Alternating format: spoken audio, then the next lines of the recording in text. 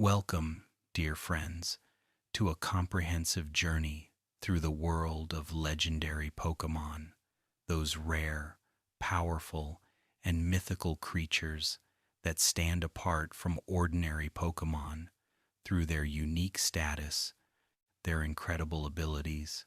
their connections to ancient myths and cosmic forces, and their roles as guardians of nature, time, space, and the fundamental forces that shape the Pokémon world. Tonight, we'll explore every legendary Pokémon across all generations, learning their origins, their powers, their significance in their respective regions, and the stories that make them more than just rare catches, but actual legends worthy of the designation that separates them from the hundreds of other species that trainers encounter during their adventures. If you enjoy this peaceful exploration of legendary Pokémon,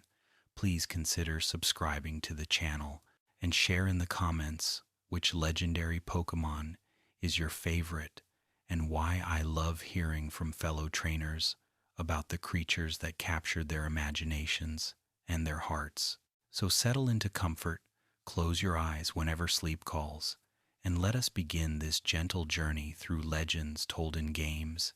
anime, and stories about creatures so powerful and so rare that encountering them represents once-in-a-lifetime experiences for trainers fortunate enough to find them in hidden locations, at the peaks of mountains, in the depths of oceans, or in the ruins of ancient civilizations that built temples and shrines honoring these beings who transcend ordinary existence and who embody forces greater than individual creatures, representing concepts, elements, and powers that shaped worlds and that continue influencing events even when the legendaries themselves remain hidden from human eyes, waiting for worthy trainers to discover them and perhaps to earn their partnership, or at least their acknowledgement that some humans deserve respect from beings who normally exist beyond human concerns and human conflicts. Our journey begins with the first legendary Pokémon ever created, the legendary birds of Kanto, introduced in Pokémon Red and Blue in 1996. These three flying-type creatures represent ice, electricity, and fire respectively,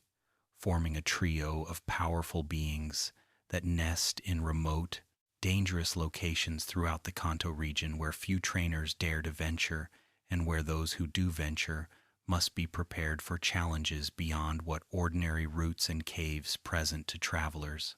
Articuno is the first of the legendary birds, a magnificent ice and flying type Pokémon whose name combines Arctic with the Spanish word uno, meaning one, suggesting both its icy nature and its status as the first in the legendary trio when numbered in the Pokédex. Articuno can be found at the deepest level of the Seafoam Islands, a complex cave system filled with strong currents, boulders that must be manipulated using the HM move, strength, and wild Pokémon, significantly more powerful than those found on earlier routes that newer trainers travel. The journey to Articuno tests trainers' preparation, their team's strength, and their puzzle-solving abilities as they navigate the cave's multiple floors and determine the correct sequence of boulder movements that create paths toward Articuno's location. Articuno is said to appear before doomed travelers lost in icy mountains, though whether it appears to rescue them or simply to observe their final moments remains ambiguous in the Pokédex entries that describe this legendary bird's relationship with humans, foolish enough or desperate enough to venture into frozen wastelands where survival becomes uncertain and where Articuno's presence might represent either salvation or simply a beautiful final sight before cold claims another victim. The Pokémon's ability to freeze moisture in the air creates spectacular ice crystals that follow its flight path, leaving visible trails showing where Articuno has flown even after it disappears from sight. In battle, Articuno is a formidable ice-type attacker with access to powerful moves like Blizzard and Ice Beam that can freeze opponents solid, while its flying typing gives it immunity to ground-type moves that would otherwise threaten a creature weak to rock, electric, and fighting-type attacks. Its high special defense makes it resilient against special attacks, though its defense is more modest, creating a Pokémon that handles magic-based threats better than physical assaults from fighting or rock-type attackers, whose super-effective moves can quickly overcome Articuno's defenses if trainers aren't careful about when to deploy this legendary bird in battle situations where type disadvantages might make other team members better choices, despite Articuno's legendary status and impressive stats. Zapdos is the second legendary bird, an electric and flying type whose name combines zap with the Spanish dos, meaning two, indicating both its electrical nature and its position as second in the legendary trio. Zapdos makes its nest in the abandoned power plant east of Rock Tunnel, a facility that once generated electricity for Kanto but which was abandoned after some disaster or simply after more modern power sources made the facility obsolete. The power plant is infested with electric-type Pokémon, including Magnemite, Magneton, Voltorb, and Electrode, whose tendency to explode when defeated makes navigating the facility dangerous even before considering the legendary Pokémon waiting in the plant's deepest chamber. Zapdos is said to cause massive thunderstorms when it flaps its wings, with lightning striking wherever the legendary bird appears, as electrical energy radiates from its body in uncontrolled bursts that can devastate areas and that make Zapdos's appearance both awe-inspiring and terrifying for anyone unfortunate enough to witness this creature in full power. The Pokédex suggests that Zapdos appears during thunderstorms, using natural lightning to increase its own power and perhaps to hide itself among the storm's chaos, where observers might mistake the legendary Pokémon for simply another lightning flash, rather than recognizing it as a living creature, whose body generates and controls electrical forces that most Pokémon can only produce in controlled attacks, rather than as constant aura surrounding their entire being. In competitive terms, Zapdos is one of the strongest electric types across all generations, with excellent special attack stat and good bulk, allowing it to tank hits while delivering powerful thunderbolts or discharges that threaten opposing teams. Its typing gives it only two weaknesses, ice and rock, making it easier to protect than many legendaries, who suffer from 4 or even 6 times weaknesses to common attacking types. Zapdos's access to Heat Wave gives it coverage against rock and steel types that would otherwise wall its electric moves, while Drill Peck provides physical flying stab, same type attack bonus, for situations where special attacks aren't optimal. Moltres is the third legendary bird, a fire and flying type whose name combines molt, referencing its fiery feathers, with the Spanish tres, meaning 3, completing the numerical pattern begun with Articuno and Zapdos. Moltres nests at the peak of Mount Ember in the Sevii Islands in Fire Red and Leaf Green, or at Victory Road in the original Red and Blue versions, where the legendary bird guards the path leading to the Pokémon League, as if testing trainers' worthiness before they challenge the Elite Four and the champion who await at the Indigo Plateau. Moltres is said to heal itself by dipping into molten magma, with legend claiming that when Moltres is injured, it seeks volcanic craters where it can immerse itself in lava that would kill any ordinary creature, but which restores Moltres' vitality and heals wounds that might otherwise prove fatal even to legendary Pokémon whose durability exceeds normal species. The sight of Moltres glowing against evening sky signals the approach of spring according to some Pokédex entries, suggesting that this fire-type legendary migrates seasonally and that its appearances correlate with changing weather patterns or seasonal transitions that make Moltres not just powerful creature, but actual herald of natural cycles that govern ecosystems and agricultural seasons throughout regions where Moltres ranges during its travels. Competitively, Moltres struggles more than its legendary siblings due to fire and flying typing, creating devastating weakness to rock-type moves that deal quadruple damage, meaning that a single Stone Edge or Rock Slide can instantly defeat Moltres, regardless of its legendary status or its impressive base stat total. This fragility requires careful play when using Moltres in battle, necessitating either weather support through Sun that boosts fire-type moves while allowing Solar Beam to fire immediately, or careful switching to avoid rock-type threats that can end Moltres' contribution before it launches a single attack. Despite these challenges, Moltres' strong special attack and access to Hurricane, a powerful flying move, make it threatening when conditions allow it to attack safely. The legendary birds share common characteristics beyond their flying secondary typing. All three have base stat totals of 580, placing them in the standard legendary tier below box mascots like Mewtwo, but above ordinary Pokémon. All three are genderless and cannot breed. All three have signature moves associated with their types, though these associations are more implied than mechanical in early generations. And all three have mystical significance in their region's lore as guardians or harbingers associated with natural phenomena that humans observe without fully understanding the legendary Pokemon's role in creating or controlling those weather patterns and seasonal changes. In Pokemon 2000, The Power of One, the legendary birds featured prominently in a plot where a collector's attempt to capture all three disrupted the natural balance they maintained,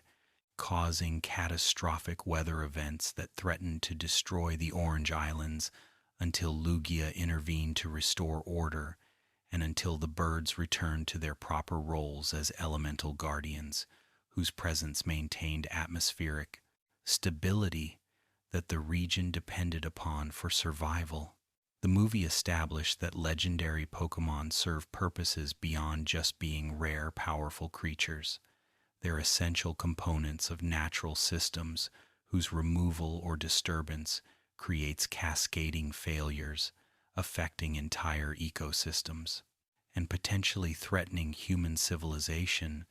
built within regions that depend on stable climates and predictable weather patterns. The legendary birds receive Galarian forms in Pokémon Sword and Shield's Crown Tundra DLC,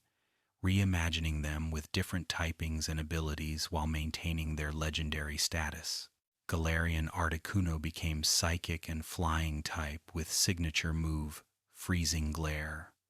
Galarian Zapdos became Fighting and Flying type with signature move Thunderous Kick, and Galarian Moltres became Dark and Flying type with signature move Fiery Wrath. These regional variants demonstrated that even legendary Pokémon can adapt to different environments and develop different characteristics based on regional factors, suggesting that what makes a Pokémon legendary is not necessarily its specific powers,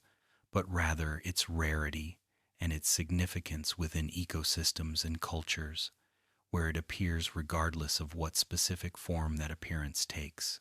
Mewtwo represents a different category of legendary, not a natural guardian of elements or regions, but rather an artificially created being whose legendary status comes from its unnatural origin and its incredible power exceeding even naturally occurring rare Pokémon,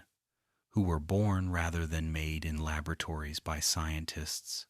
playing God without fully considering the consequences of creating life specifically designed to be more powerful than any naturally evolved creature. Mewtwo was created by scientists working on Cinnabar Island, who obtained DNA from Mew, the ancestor of all Pokémon according to Pokémon lore, and used that genetic material to engineer a creature with enhanced strength, enhanced psychic abilities, and enhanced intelligence that made Mewtwo not just powerful but conscious in ways that raised uncomfortable questions about personhood, about rights for created beings, and about humanity's responsibility toward creatures brought into existence for human purposes without those creatures consenting to exist or to serve roles that their creators assigned them. The Pokemon Mansion journals scattered throughout the burned ruins on Cinnabar Island tell fragments of Mewtwo's creation story. Scientists discovered Mew in Guyana on the 5th of July 1996, successfully created a clone from Mew's DNA on February 6, and watched as that clone grew powerful and violent, eventually escaping and destroying the research facility in rampage that killed many researchers and that left the mansion burned and abandoned as warning about the dangers of genetic experimentation driven by scientific ambition without ethical constraints, limiting what researchers should do simply because technological capabilities allow them to do it. Mewtwo's backstory involves existential questions about purpose and identity created as a clone of Mew, but enhanced with deliberate modifications meant to improve upon the original. Mewtwo struggles with what it means to be alive,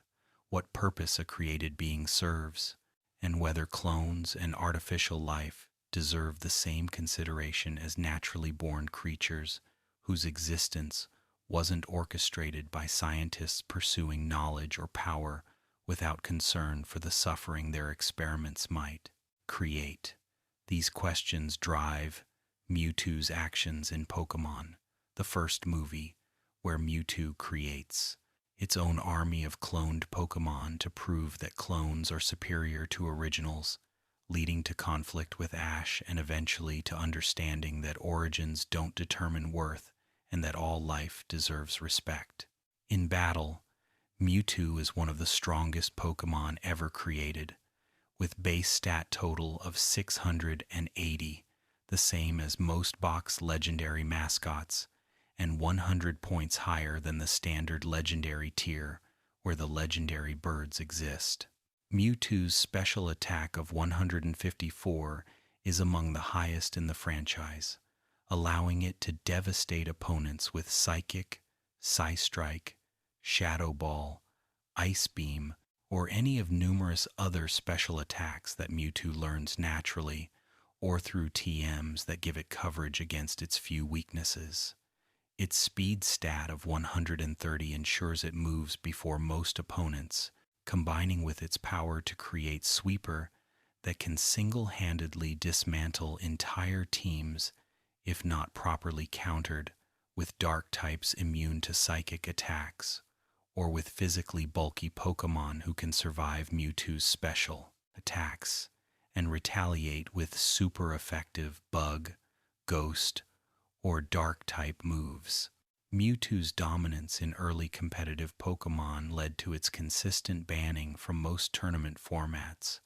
where its power level exceeded what balanced competitive play could accommodate, while still allowing diverse team building and strategic options beyond just use Mewtwo as default winning strategy. The ban established precedent that legendary status didn't automatically mean tournament legal status, creating distinction between restricted legendaries, whose power level made them unsuitable for standard competitive formats, and sub-legendary Pokémon, whose legendary designation indicated rarity and lore importance, without necessarily meaning overwhelming power, requiring exclusion from competitive play. Mewtwo received two Mega Evolutions in Generation 6, Mega Mewtwo X becoming Psychic and Fighting type with increased physical attack,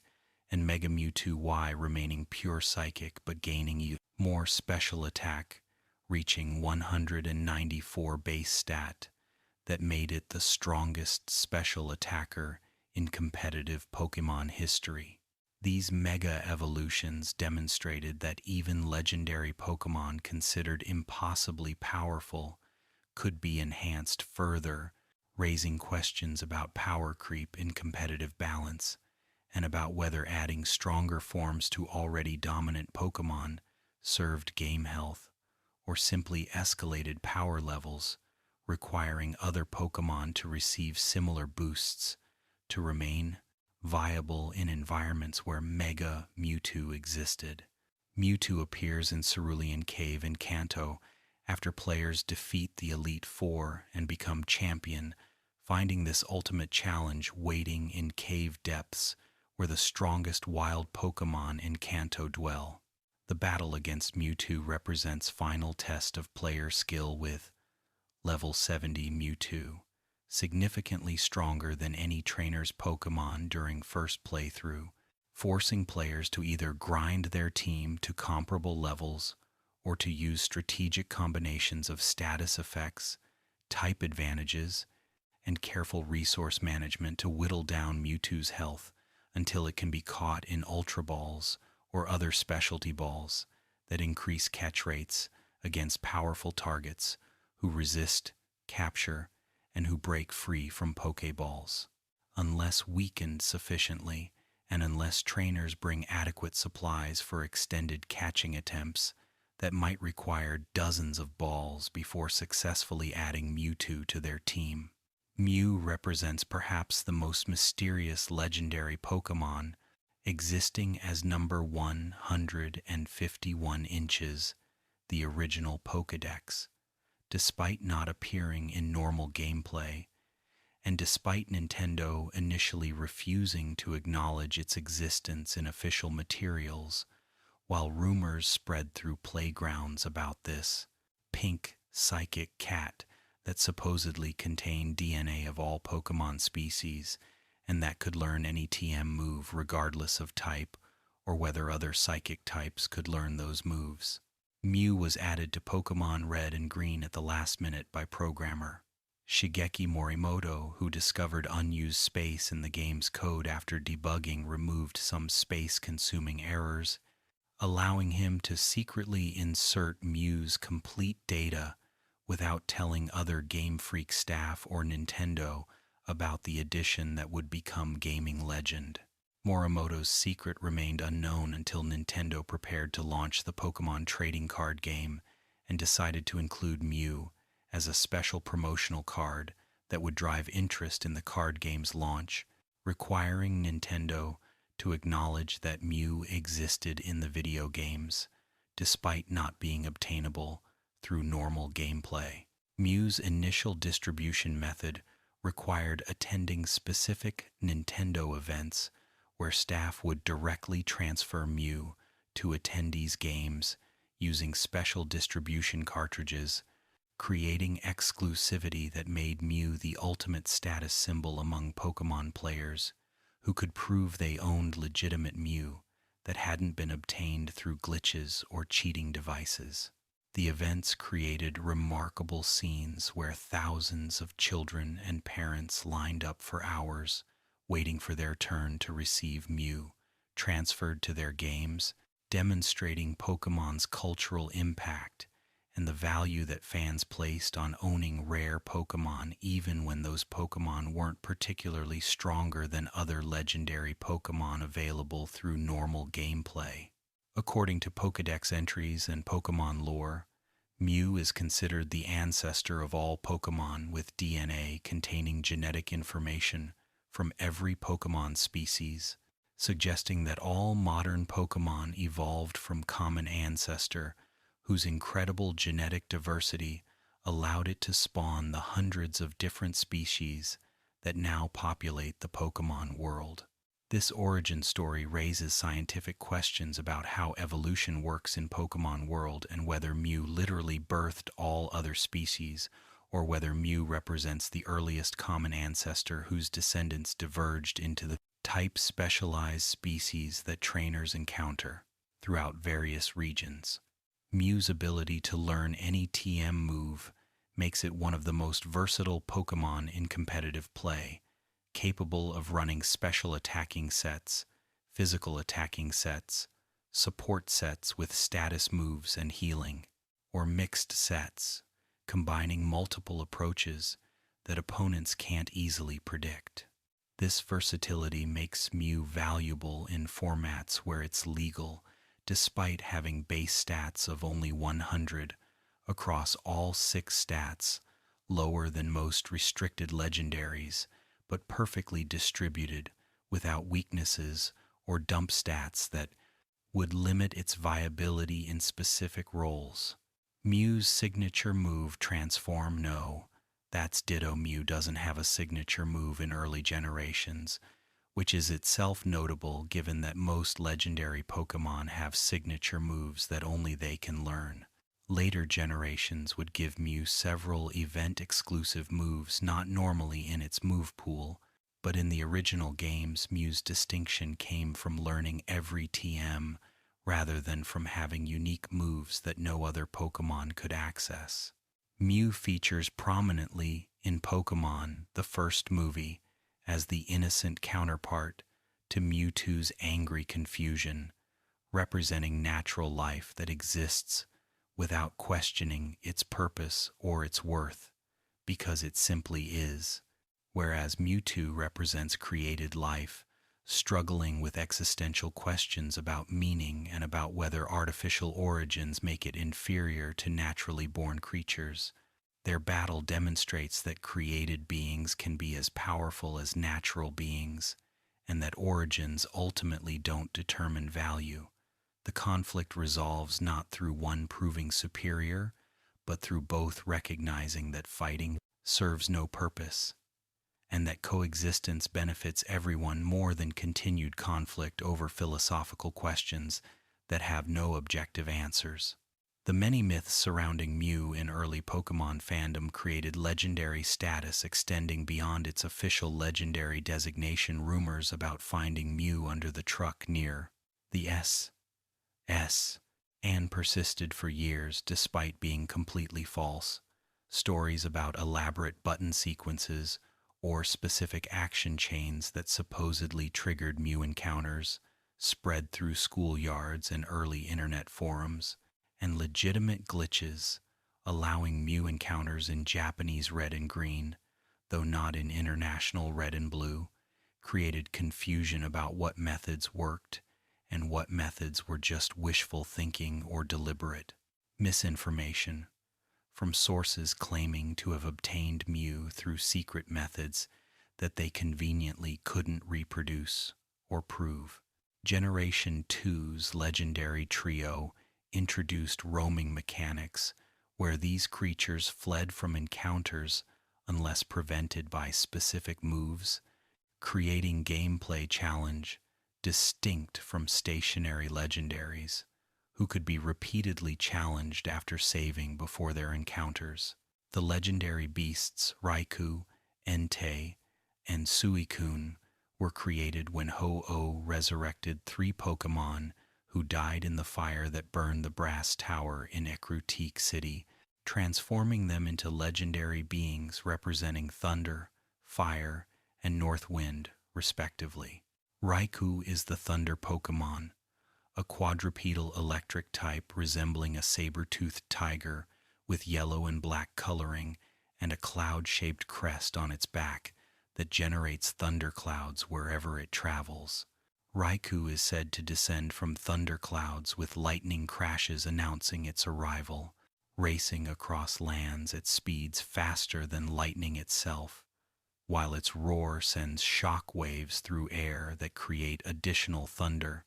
mistaken for storm activity, rather than recognized as coming from legendary creature whose very presence alters atmospheric conditions and generates electrical phenomena that meteorologists might attribute to natural storm systems rather than to Pokémon whose power influences weather patterns. In battle, Raikou functions as special attacker with excellent speed and special attack stats,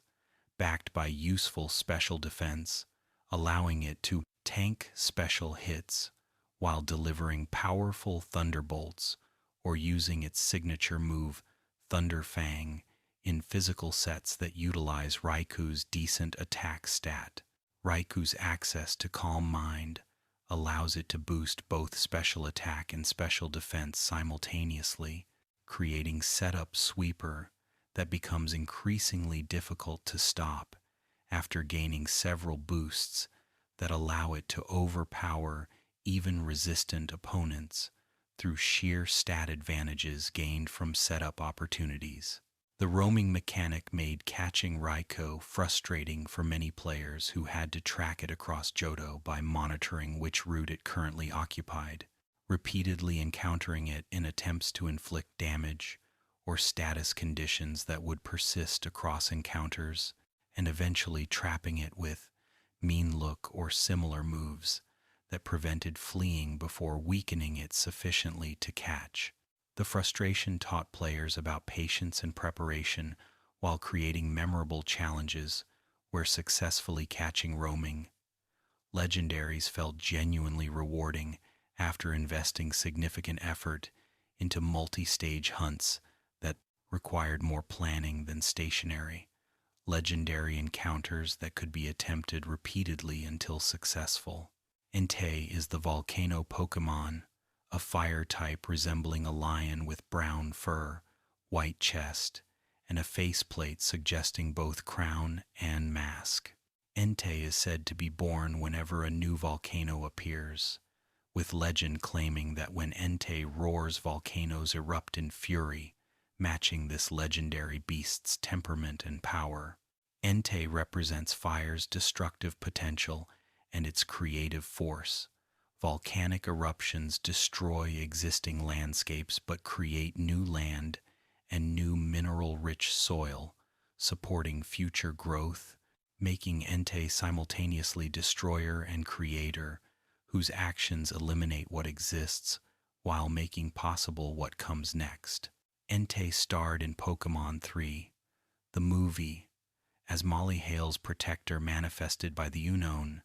when Molly wished for her father's return but instead received Entei, who became surrogate parent defending Molly from threats, including Ash, who attempted to rescue his mother after Molly's wishes trapped her in the crystalline fantasy world that the Unknown created. The movie established that legendary Pokémon could be created by sufficiently powerful wishes or psychic forces, suggesting that distinction between real and imagined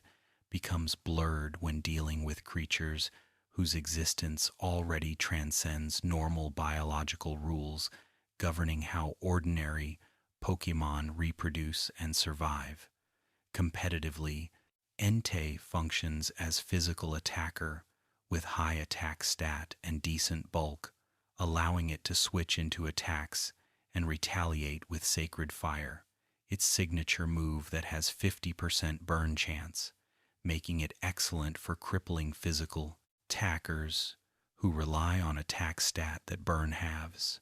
Entei's versatility allows it to run choice sets, maximizing immediate power, bulky sets with Substitute and Calm Mind, leveraging its decent special bulk, or fast physical sets utilizing Entei's respectable speed tier that allows it to outpace many threats while delivering Sacred Fire burns that neuter physical threats attempting to check it. Suicune is the Aurora Pokémon,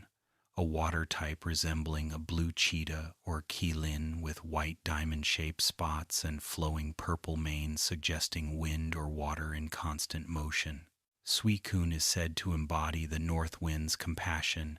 traveling to purify polluted water sources and bringing pure water wherever it runs. Suicune represents water's purifying qualities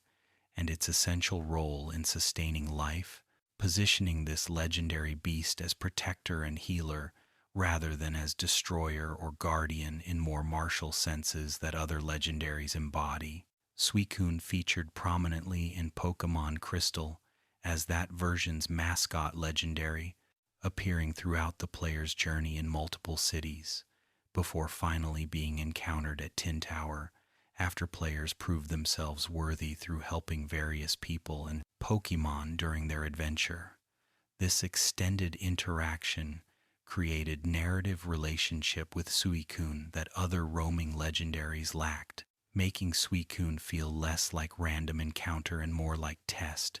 where the legendary Pokémon evaluated the player's character before deciding whether they deserved the honor of catching it. In competitive play, Suicune functions as bulky water type with exceptional defensive stats,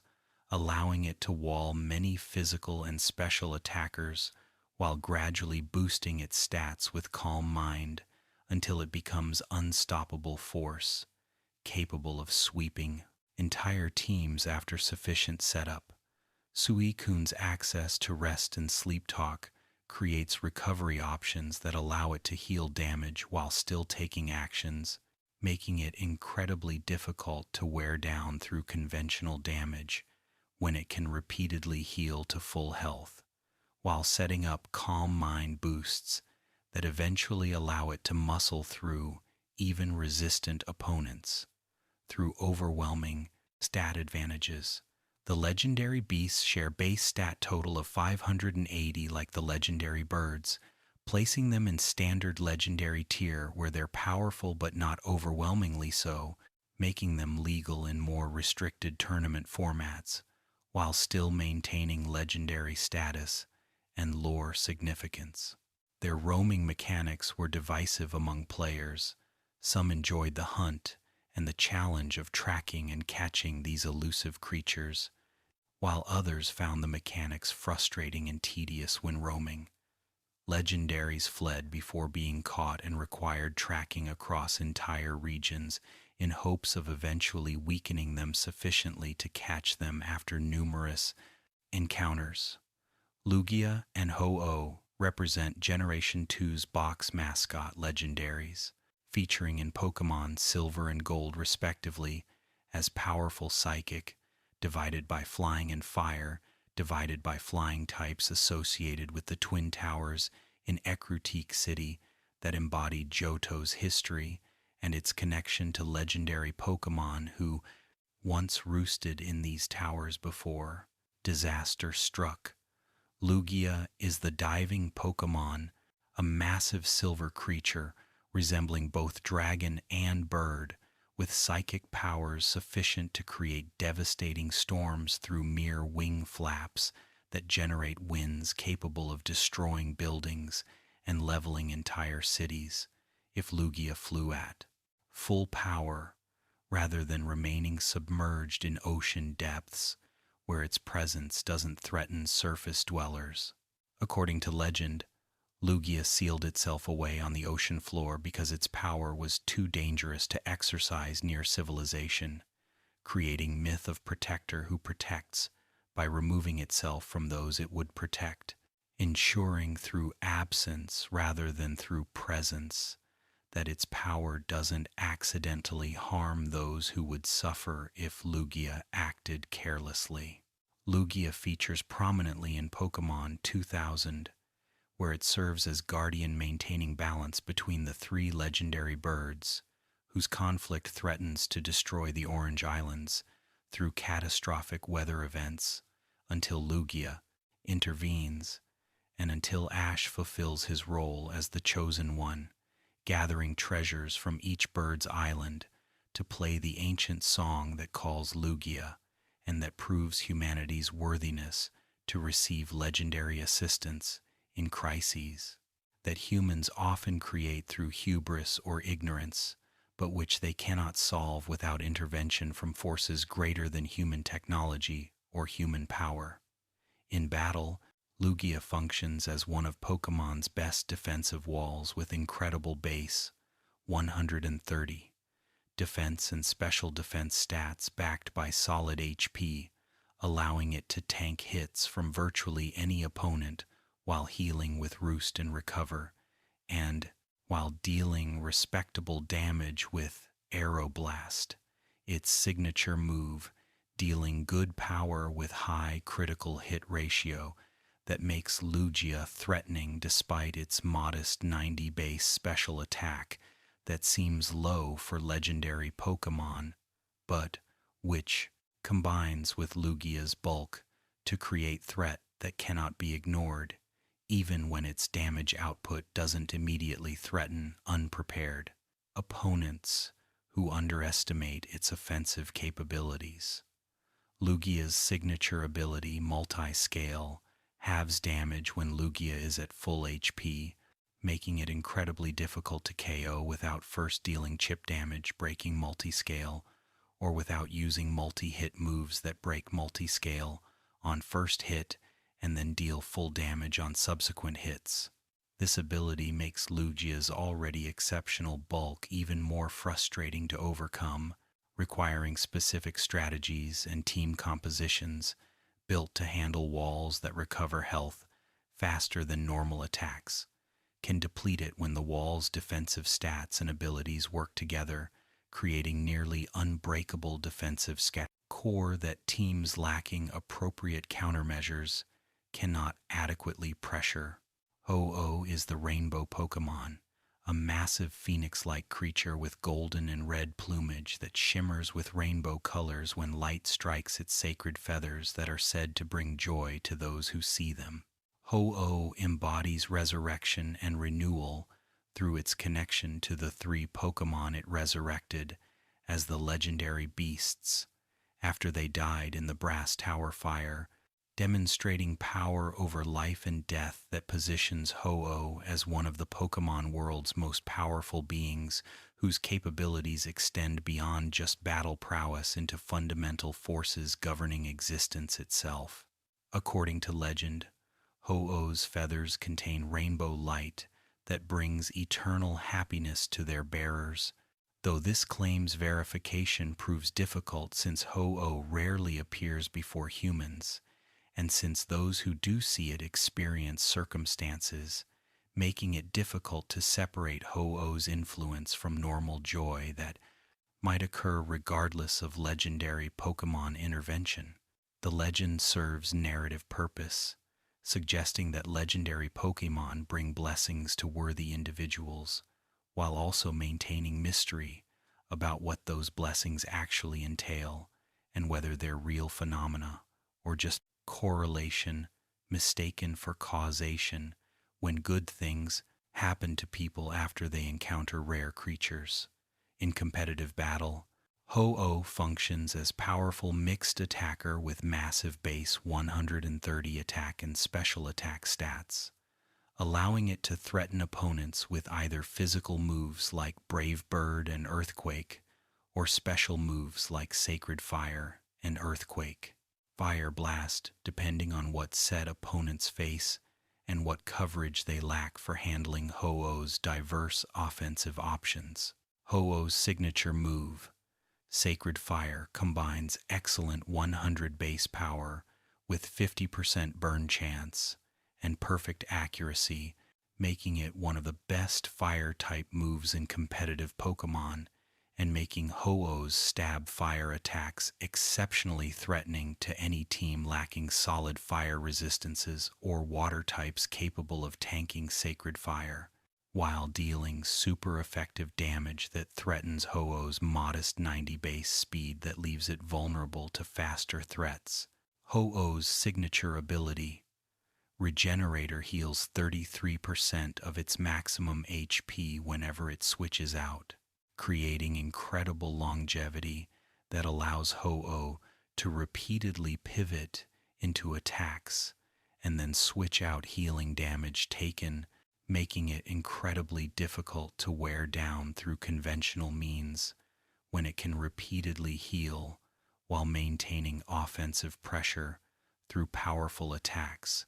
that threaten to break through defensive cores that other Pokémon cannot penetrate as easily.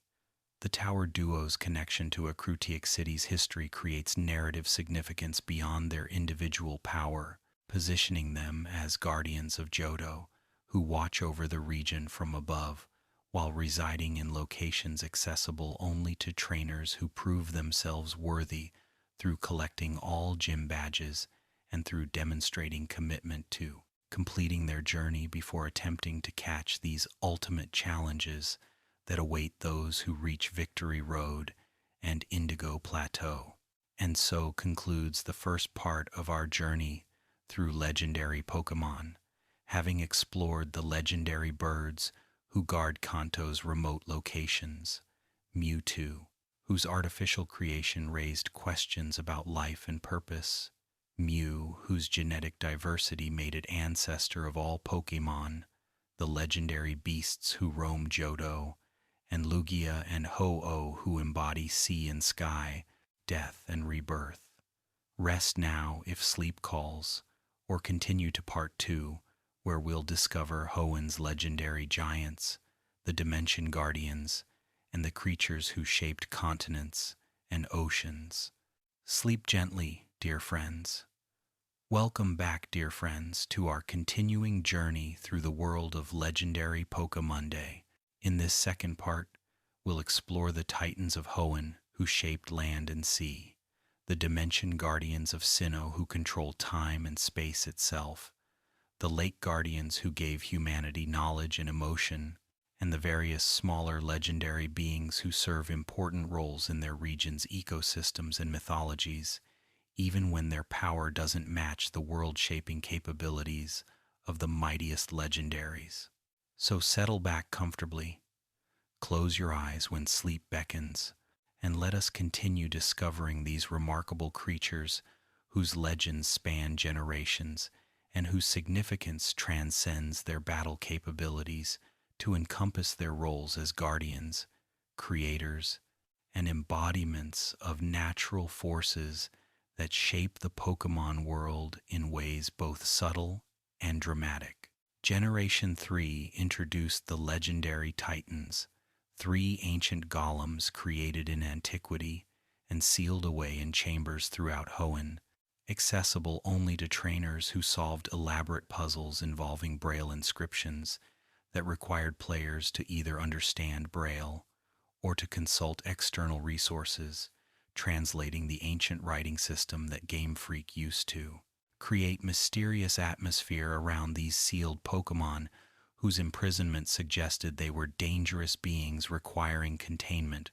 rather than simply rare creatures hiding in remote locations. Regirock is the Rock Peak Pokémon,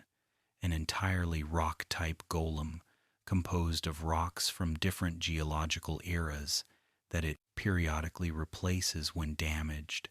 essentially regenerating its body using whatever stones it finds in its environment. This ability to self-repair using available materials makes Regirock nearly impossible to permanently destroy, though sealing it away in isolated chambers prevents it from accessing replacement rocks when its body deteriorates, effectively neutralizing the threat through containment rather than through destruction that Regirock could simply regenerate from given sufficient time and appropriate materials. According to Pokédex entries, Regirock was sealed away in ancient times, though the entries don't specify why ancient peoples felt compelled to imprison this rock-type golem or what threat it posed that required such elaborate precautions. The mystery creates sinister undertones, suggesting that these titans aren't simply powerful Pokémon, but are potentially dangerous constructs whose creators or imprisoners recognize that allowing them freedom would threaten civilization or natural order in ways that justified the effort required to build chambers that would contain them for thousands of years until curious trainers solved Braille puzzles and released beings better left sealed. In battle, Regirock functions as physical wall with exceptional 200 base defense stat. one of the highest defense stats in the entire franchise, allowing it to tank virtually any physical attack while dealing respectable damage with stone, edge, earthquake, or using curse to boost its attack and defense further while lowering speed that it doesn't particularly need when its role involves walling physical attackers rather than outspeeding offensive threats. Regirock's relatively poor special defense creates significant weakness where special attackers can exploit its defensive gaps, requiring team support to handle special threats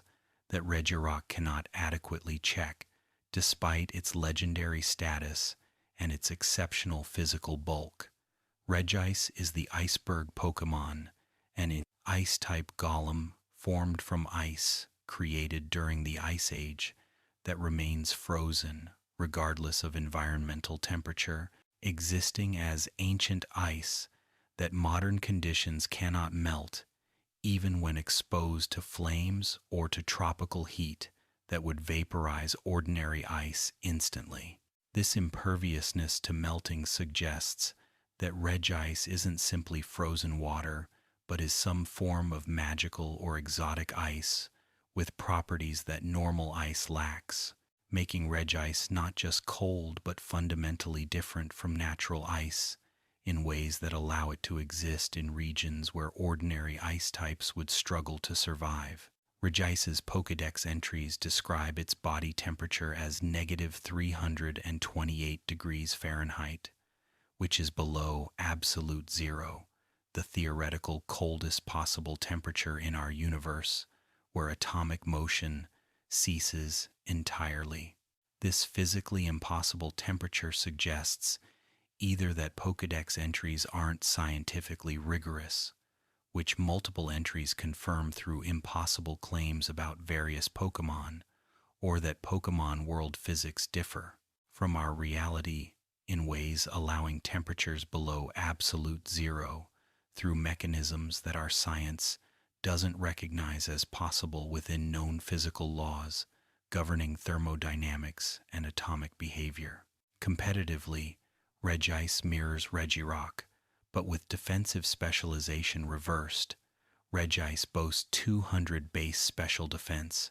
making it one of the best special walls in Pokémon, while its defense is merely decent, creating defensive profile that handles special attackers excellently while struggling against physical fighting or rock-type moves that exploit ice-type's numerous weaknesses, including rock, fighting, steel, and fire types that can threaten Regice despite its impressive special bulk that makes it nearly immune to special attacks from all but the strongest attackers using super effective coverage moves. Registeel is the iron Pokémon, a steel-type golem whose body formed thousands of years ago through some unspecified process that created metal harder than any known material, making Registeel's armor impenetrable to conventional attacks and allowing it to survive buried underground for millennia without deteriorating or suffering damage from geological pressures that would crush ordinary steel types, lacking Registeel's exceptional durability and construction that transcends normal metallurgy through ancient techniques or magical processes that created material properties exceeding what modern science can produce. According to its Pokédex entries, Registeel's body is hollow with no apparent internal organs or mechanisms, raising questions about how it moves, how it generates energy, and whether it's truly alive in biological sense, or whether it's animated construct, functioning through magical or technological means that don't require traditional organs or biological processes. The mystery enhances Registeel's alien nature, making it feel like ancient artifact from lost civilization rather than like natural creature that evolved through normal biological processes affecting other Pokémon species. In battle, Registeel functions as balanced wall, with excellent 150 base defense and special defense stats, giving it even bulk on both defensive spectrums, backed by good HP, allowing it to tank hits from both physical and special attackers, while providing support through Thunderwave paralysis, Stealth Rock hazards, or using Toxic to wear down opposing walls that it cannot break through direct damage. Registeel's versatility makes it valuable on defensive teams requiring Pokémon capable of handling diverse threats without hard committing to purely physical or purely special defense that opponents could exploit by targeting whichever defensive stat their team threatened more effectively. The legendary Titans share base stat total of 580 like the legendary birds and beasts, placing them in standard legendary tier appropriate for supporting roles rather than team-carrying powerhouses that restricted legendaries represent. Their specialized defensive stats create clear identities: Regirock Walls physical attackers, Regice Walls special attackers, and Registeel handles both adequately without excelling against either, giving players options for building defensive cores around these Titans whose massive defensive stats and useful move pools make them excellent choices for teams prioritizing longevity and consistency over immediate offensive pressure. Regigigas is the Titan Trio's master, introduced in Generation 4 as normal-type legendary, who supposedly created the three golems to reshape continents by towing them with ropes, according to legend, claiming that Regigigas pulled land masses into their current positions during ancient times when continents weren't yet settled into modern configurations. This creation myth establishes Regigigas as an immensely powerful being whose strength exceeds even the Titans it created, positioning it as one of Pokémon's physically strongest creatures with base 160 attack stat, reflecting legendary strength capable of continental manipulation. However, Regigigas's signature ability, Slow Start, halves its attack and speed stats for 5 turns after entering battle, creating massive liability that makes Regigigas nearly useless in competitive play. Despite its exceptional base stat, total of 670, placing it in restricted legendary tier, where most Pokémon are tournament banned due to overwhelming power. Slow Start transforms Regigigas from potential powerhouse into tragic example of how single ability can completely neutralize Pokémon's strengths, teaching players that raw stats matter less than abilities and move pools when evaluating competitive viability. Groudon and Kyogre represent Hoenn's box legendary mascots for Pokémon Ruby and Sapphire, embodying land and sea in primordial conflict that shaped Hoenn's geography through their ancient battles, before they entered dormancy that lasted thousands of years until villainous teams awakened them in misguided attempts to reshape the world according to ideologies, prioritizing either landmass expansion or ocean expansion without considering consequences of disrupting natural balances that had existed since these Titans last fought. Groudon is the continent Pokémon, a massive ground type resembling dinosaur or kaiju with red armor plating and black skin, generating intense heat that causes droughts wherever Groudon travels. According to legend, Groudon created continents by raising land from beneath oceans through volcanic activity and tectonic manipulation, expanding habitable landmass and creating terrain where terrestrial life could flourish away from seas that Kyogre dominated. This creation myth positions Groudon as one of the Pokémon world's creator deities, whose actions during ancient times established geographic foundations that modern civilization built upon without realizing that the land they inhabited was shaped by legendary Pokémon whose power exceeded anything that contemporary Pokémon could match. Groudon's signature ability Drought summons harsh sunlight when it enters battle, powering up Fire-type moves while weakening Water-type moves and allowing Solar Beam to fire immediately without charging turn. This ability makes Groudon central to Sun teams built around exploiting sunlight's benefits, while Groudon provides physical bulk and powerful, ground-type stab moves threatening opposing teams with Earthquake or Precipice. Blade's Groudon's signature move introduced in Omega Ruby,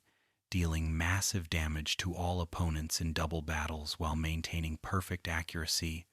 unusual for moves targeting multiple Pokémon simultaneously. In Pokémon Omega Ruby and Alpha Sapphire, Groudon received Primal Reversion, transforming it into Primal Groudon,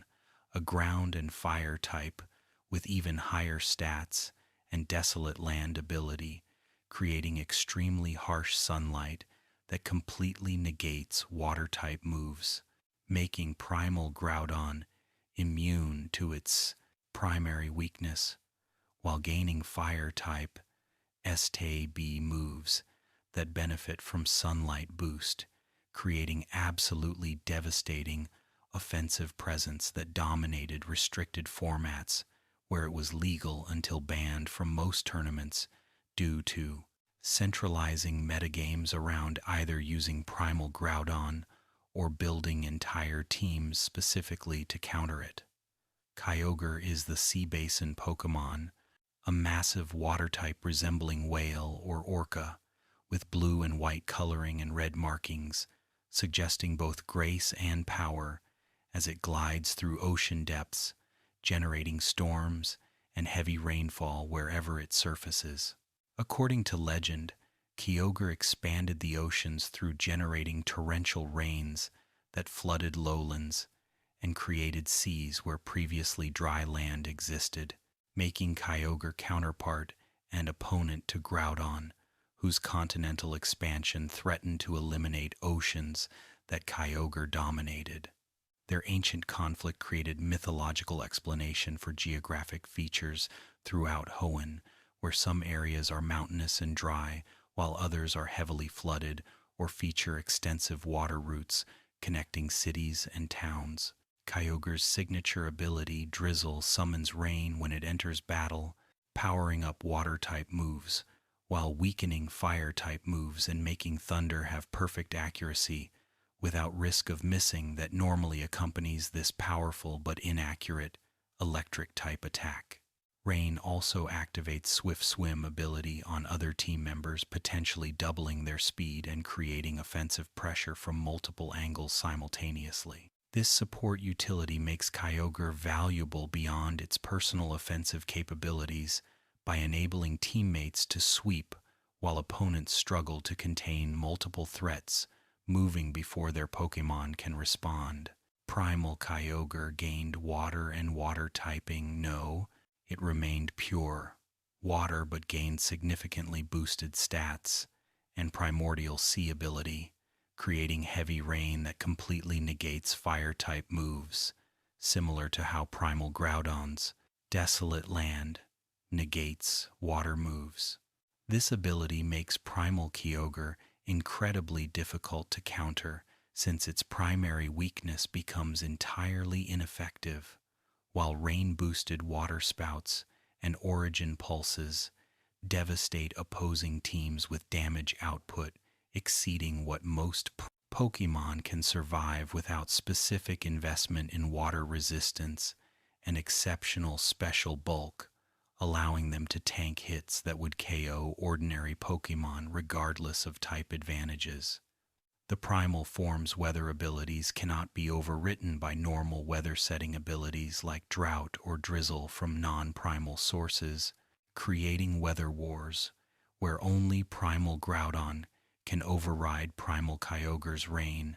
and vice versa, making Team Preview crucial for determining which Primal should enter first to claim weather control that provides massive advantages for the controlling side, while severely handicapping opponents whose strategies depend on weather. conditions that primal abilities suppress through overwhelming meteorological dominance. Rayquaza completes the weather trio as the sky-high Pokémon, a dragon and flying-type serpent living in the ozone layer and descending only when Groudon and Kyogre's conflict threatens the world with catastrophic weather events requiring Rayquaza's intervention to restore balance between land and sea, between drought and flood, between the two titans whose power exceeds what the world can safely contain when they battle without mediation from this celestial dragon, whose role as peacemaker positions it above the other two legendaries in both altitude and authority. Rayquaza's signature move, Dragon Ascent, is the strongest flying-type move in the game, with 120 base power and perfect accuracy, while lowering Rayquaza's defenses as drawback, balancing this exceptional power. More importantly, Dragon Ascent enables Mega Evolution. Without requiring held Mega Stone, Rayquaza Mega Evolves. By knowing Dragon Ascent and being commanded to Mega Evolve during battle, freeing its item slot for Life Orb or Choice Band, boosting its already incredible 150 base attack, or 150 base special attack, allowing mixed attacking sets that opponents cannot easily predict or counter without knowing which set they face. Mega Rayquaza's ability Delta Stream creates strong winds that eliminate flying type's usual weaknesses to rock, electric, and ice type moves, making Mega Rayquaza nearly impossible to counter without using dragon type or fairy type moves that bypass Delta Stream's protection. This defensive utility, combined with Mega Rayquaza's 180 base attack and 180 base speed, created the most powerful Pokémon in competitive history, whose dominance was so absolute that it was banned even from Uber's tier, the ban list, where other banned Pokémon compete, creating AG, Anything Goes tier, where literally no Pokémon are banned, and where multiple Mega Rayquaza can appear on single team, creating mirror matches where whoever brings more Mega Rayquaza or better supports for their Mega Rayquaza typically wins. Generation 4 introduced the Lake Guardians, a trio of psychic-type pixie-like legendaries dwelling in Sinnoh's 3 lakes and representing knowledge, emotion, and willpower respectively. According to Sinnoh mythology, these 3 beings gave humanity the gifts that distinguish humans from Pokémon: the ability to accumulate knowledge across generations, the capacity to feel emotions, creating bonds and motivating actions, and the willpower to pursue goals despite obstacles that might discourage those lacking sufficient determination. Uxie is the knowledge Pokémon residing in Lake Acuity,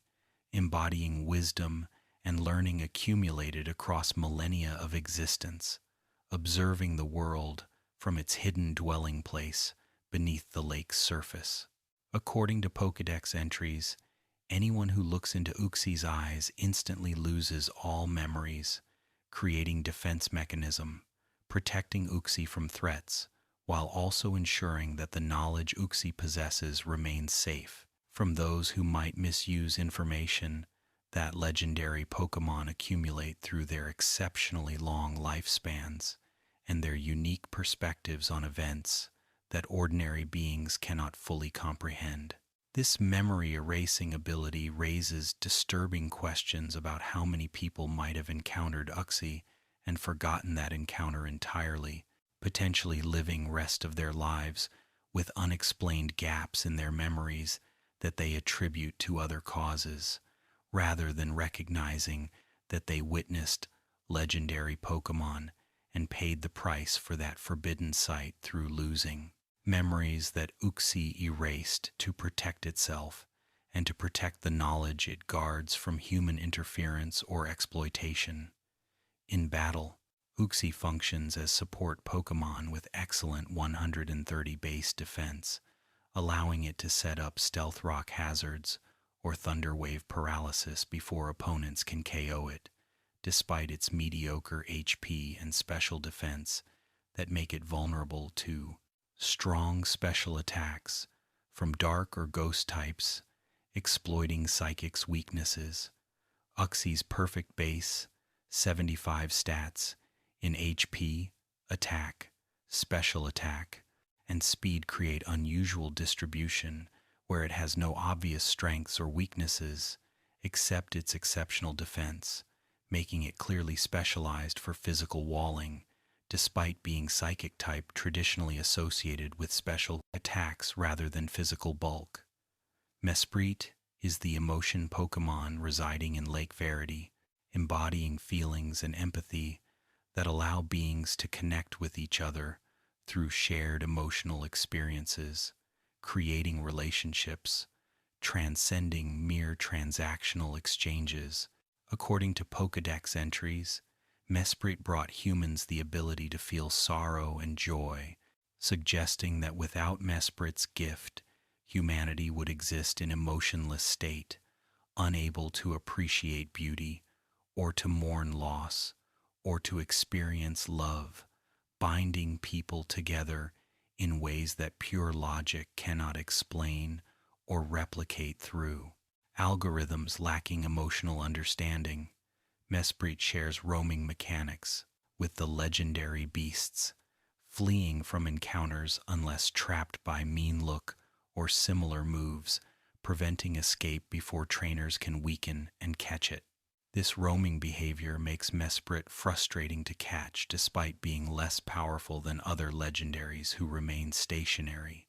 and who can be challenged repeatedly until caught, teaching players that legendary status doesn't necessarily correlate with capture difficulty when mechanics like roaming create challenges beyond just battling and weakening the legendary Pokémon before throwing Ultra Balls hoping for successful capture. Competitively, Mesprit functions as balanced Pokémon with even 105 base stats across attack, defense, special attack, special defense, and speed, creating versatility, allowing it to run offensive sets, defensive sets,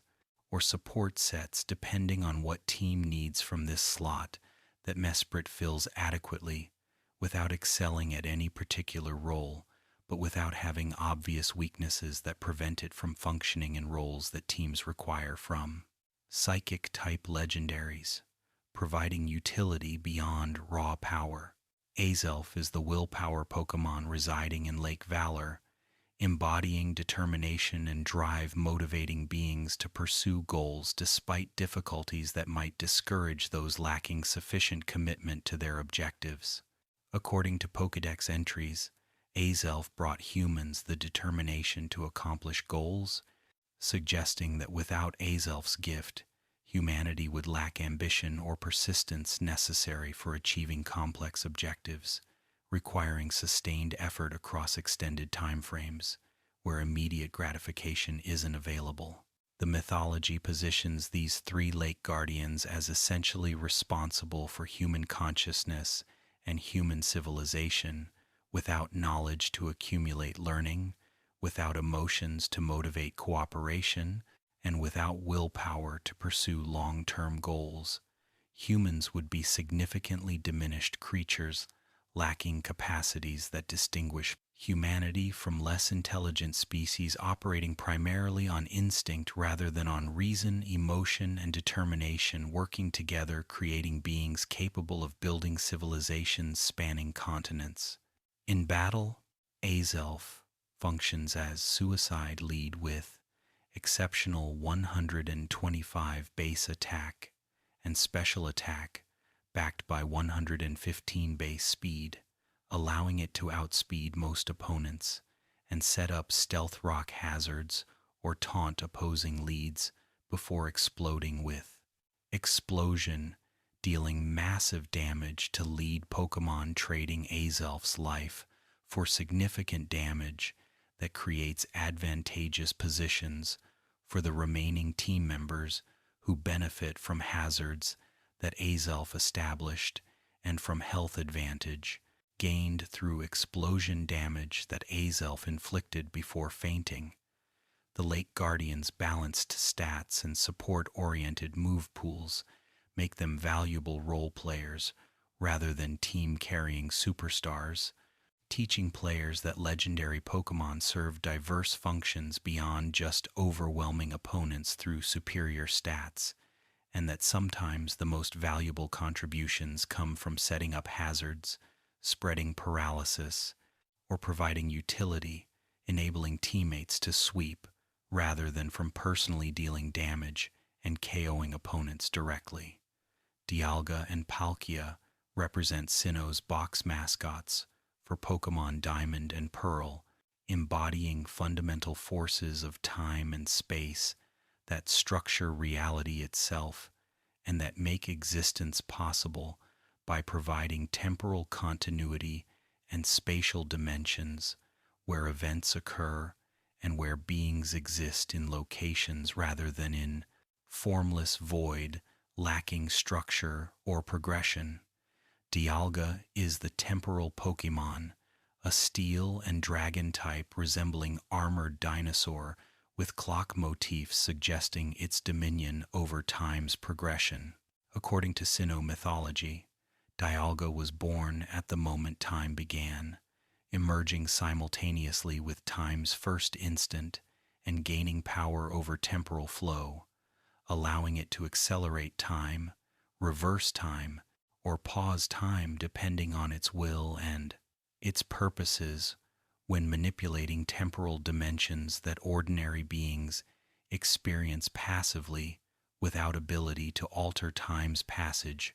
through conscious effort or through powers that Dialga alone possesses among Pokémon species. Dialga's signature move, Roar of Time, is the strongest dragon-type move with 150 base power and 90 accuracy,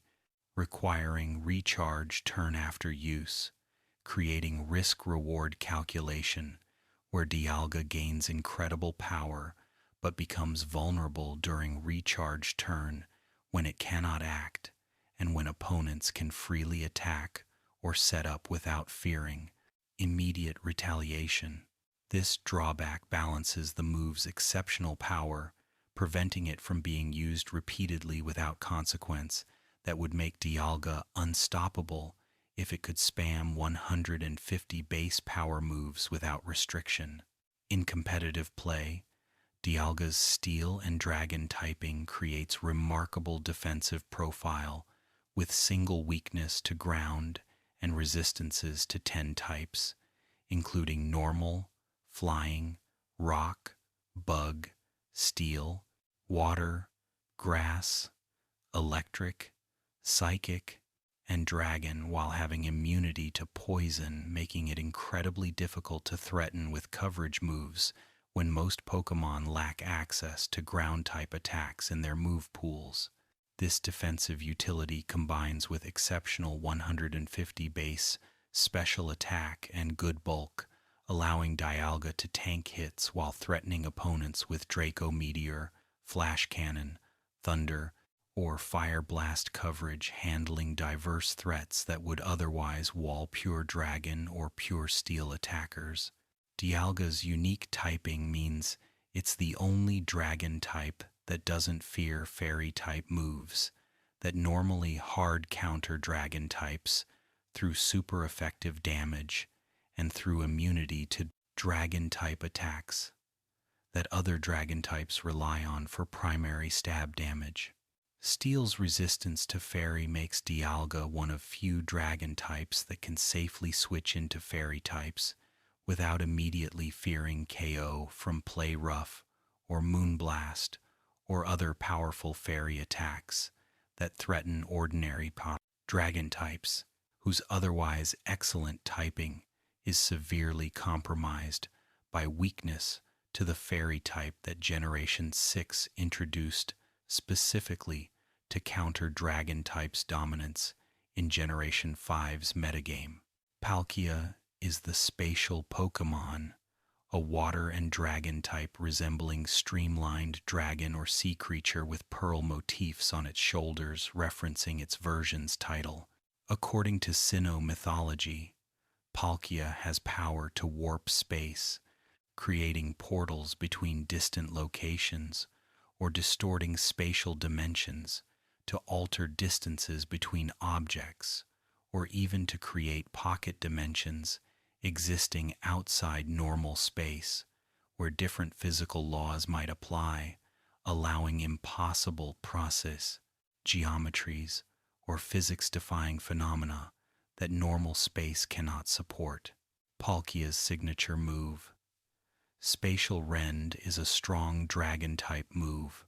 with 100 base power and 95 accuracy, while having increased critical hit ratio,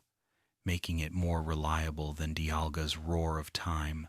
while sacrificing 50 base power to avoid recharge turn that Roar of Time requires. This reliability makes Spatial Rend Palkia's preferred stab move for consistent damage output without vulnerability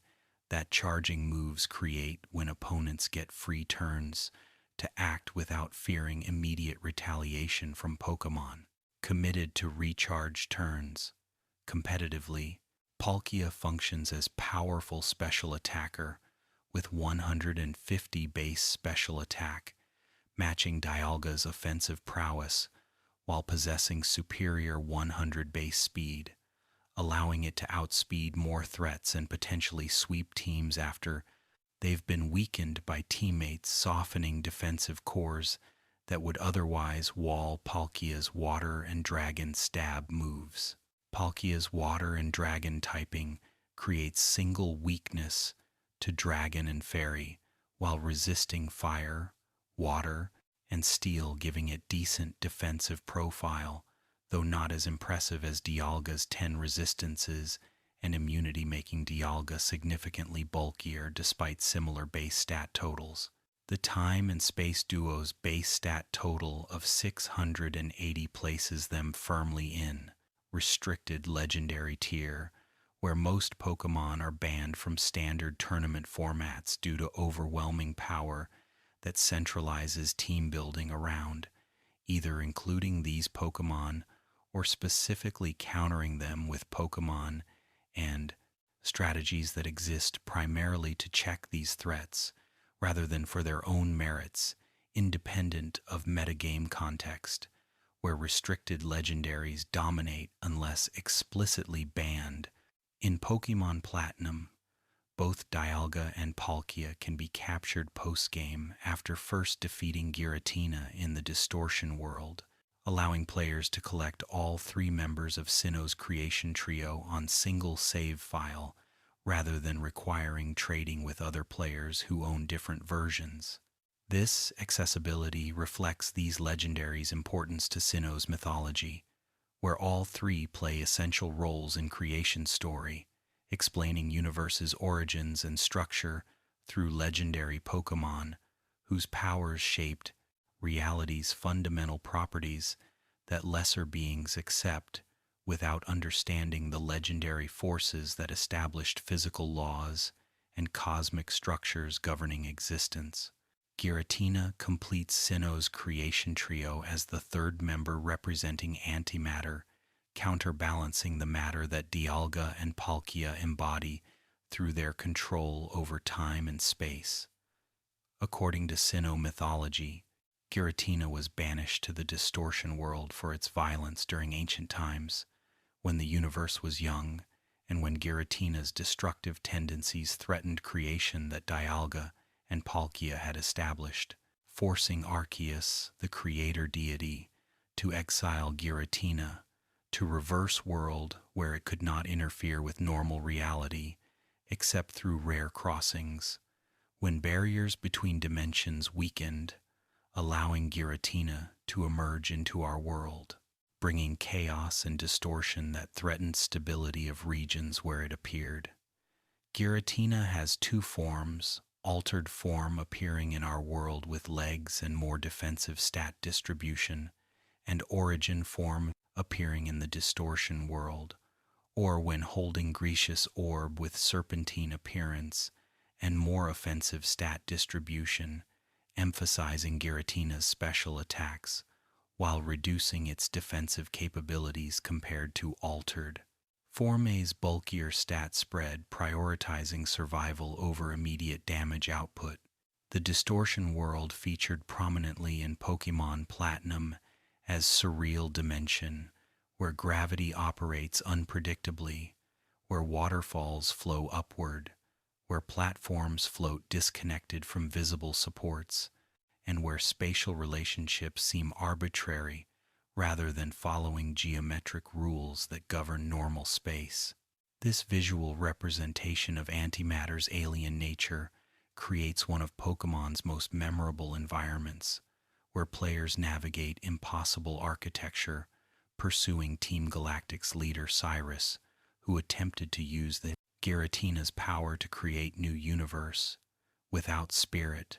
without emotion, or willpower, that he viewed as sources of conflict and suffering rather than as essential aspects of consciousness, making life meaningful despite difficulties that emotions and determination sometimes create through conflicts emerging from different goals or values that beings with consciousness inevitably develop. Giratina's signature move, Shadow Force, functions like two-turn move, where Giratina vanishes on first turn and strikes on second turn, allowing it to dodge attacks during vanish turn while preparing devastating ghost-type stab attack,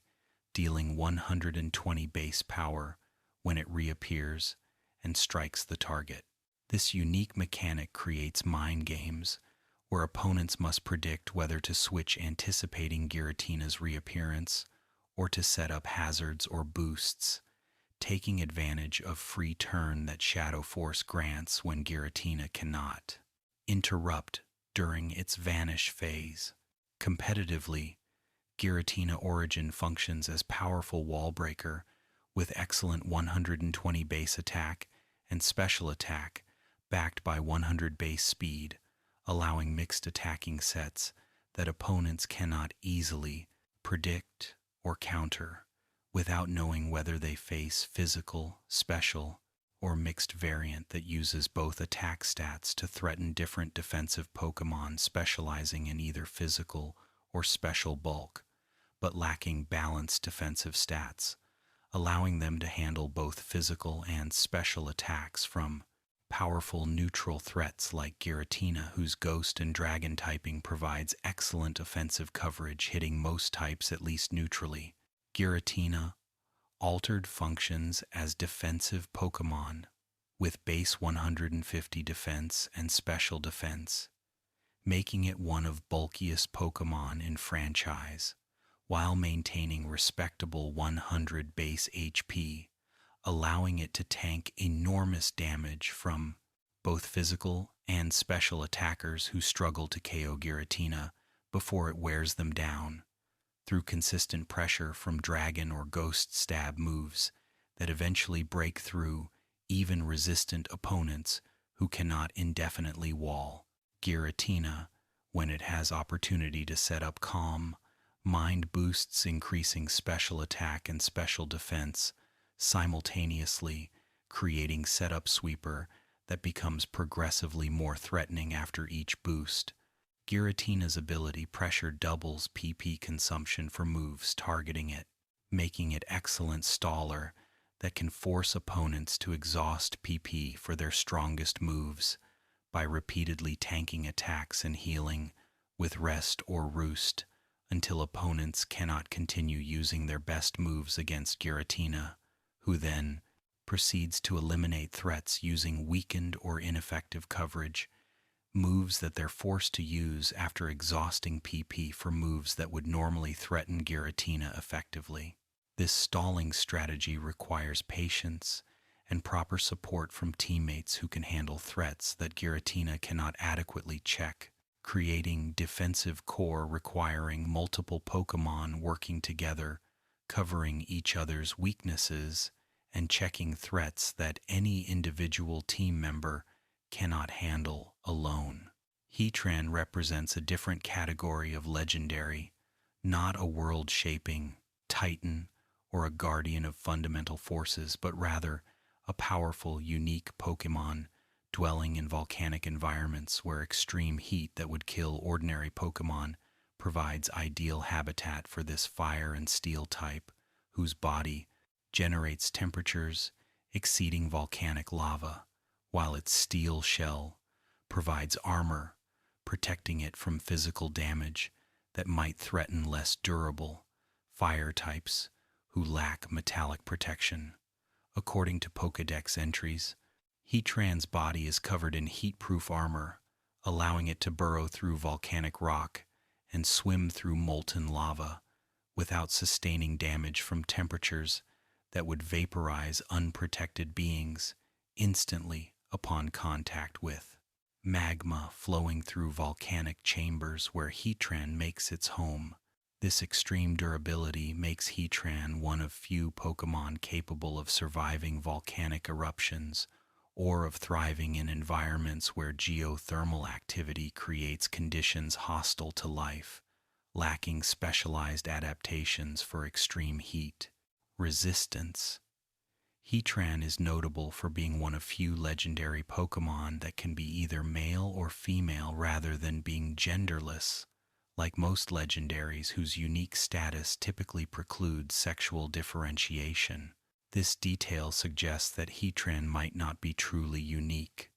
Multiple Heatran could exist throughout Pokémon world, dwelling in different volcanic systems, making Heatran rare but not singular, unlike creation deities or dimension guardians, who by definition exist as unique entities whose powers and roles cannot be duplicated across multiple individuals serving identical functions in different regions. In competitive play, Heatran excels as defensive pivot with excellent fire and steel typing, creating resistance or immunity to 11 types while having only 3 weaknesses to fighting, ground,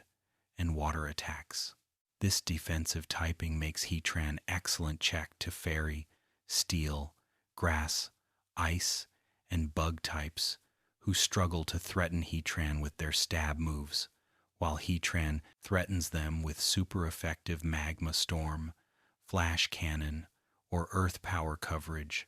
that handles threats attempting to wall Heatran's dual stab combination. Heatran's signature move Magma Storm is a trapping fire move that prevents switching while dealing damage each turn, similar to Fire Spin, but with higher base power, making it threatening beyond just its trapping utility. This trapping mechanic allows Heatran to eliminate specific threats by trapping them and repeatedly attacking until they faint, rather than allowing them to switch out and return later after healing, creating guaranteed KOs against Pokémon who lose to Heatran individually,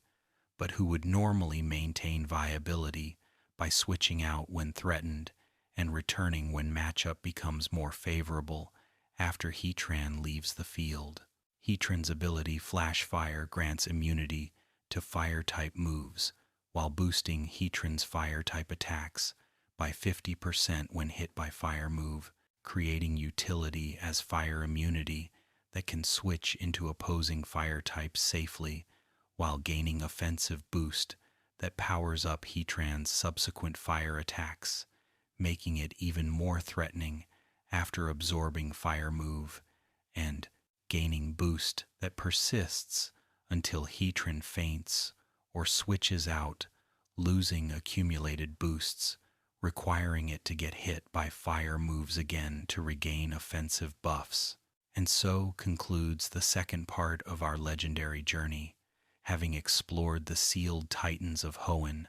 the continental Pokémon Groudon, and oceanic Kyogre whose rivalry shaped regions, the lake guardians who gave humanity consciousness,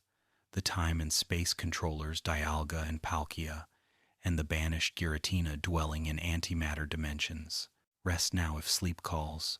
or continue to part 3 where we'll discover Unova's dragons, Kalos's life-givers, and the guardians protecting various regions from threats both terrestrial and cosmic. Sleep gently, dear friends, and may legendary Pokémon watch over your dreams. Good night, trainers. Welcome back, dear friends, to our continuing exploration of legendary Pokémon Day. In this third part, we'll discover the dragons of Unova whose conflict tore kingdoms apart, the life-giving deer of Kalos whose power over vitality shapes ecosystems, the island guardians of Alola who protect their homes through ancient compact with humans, and the various other legendary beings whose roles range from cosmic threats to benevolent protectors, serving communities that honor them through ritual and respect. So settle back comfortably, close your eyes when sleep beckons, and let us continue this gentle journey through legends that span continents and that reveal how deeply these powerful Pokémon are woven into the fabric of the regions they inhabit and the civilizations that flourish under their watchful presence or that crumble when their wrath is provoked. Before we journey to Unova, we must discuss 2 final Sinnoh legendaries representing dreams and nightmares, light and darkness, healing and harm through their opposing natures that create balance between positive and negative experiences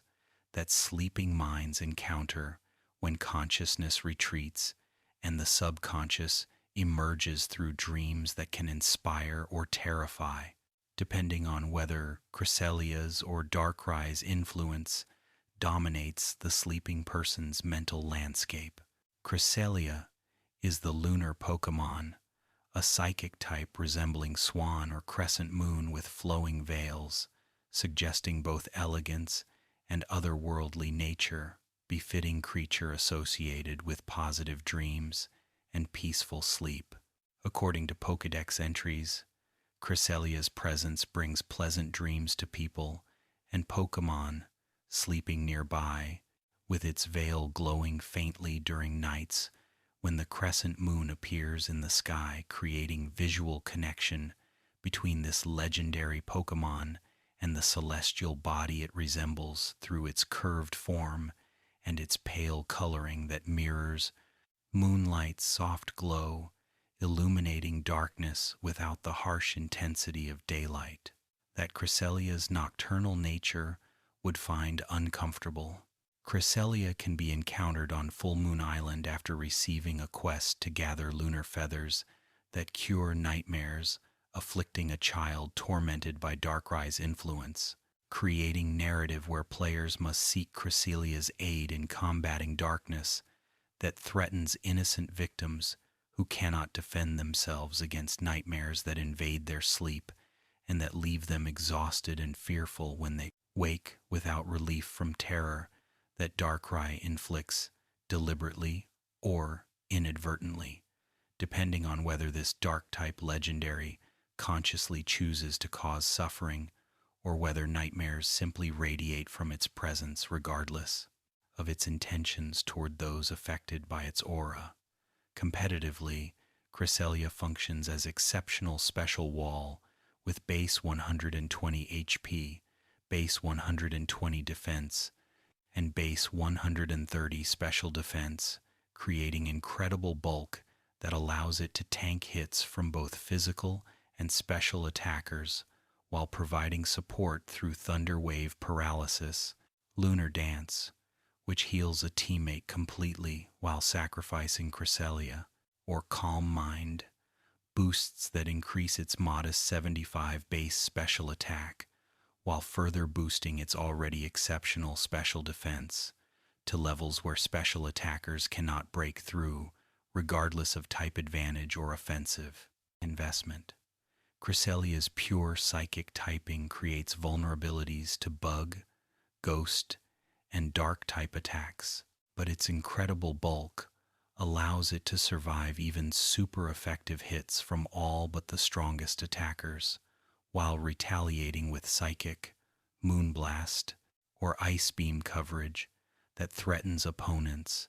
attempting to exploit its limited offensive presence that Cresselia compensates for through longevity and support utility that enables teammates to sweep after Cresselia has crippled opposing threats through paralysis or has worn them down through consistent pressure from moderately powerful attacks that opponents cannot ignore, despite Cresselia not being immediately threatening compared to offensive legendaries that can OHKO unprepared targets. Darkrai is the pitch-black Pokémon, a dark type resembling shadowy humanoid with flowing wisps, suggesting both ethereal nature and sinister presence that inspires fear in those who encounter this legendary, whose reputation as nightmare bringer makes it feared throughout regions where stories tell of people and Pokémon falling into endless nightmares after encountering Darkrai in darkness, where it dwells hidden from daylight that it cannot tolerate due to its fundamentally nocturnal and shadow-dwelling nature. According to Pokédex entries, Darkrai causes nightmares to anyone sleeping nearby, though whether it does so maliciously or whether nightmares simply emanate from its presence, like heat radiates from fire, remains ambiguous in lore that sometimes portrays Darkrai as villain deliberately tormenting victims, while other portrayals suggest that Darkrai isolates itself on remote islands specifically to avoid harming others with nightmares it cannot control, creating tragic figure whose power hurts others regardless of its intentions, forcing it into exile to protect those who would suffer from its presence. Darkrai featured prominently in Pokémon The Rise of Darkrai,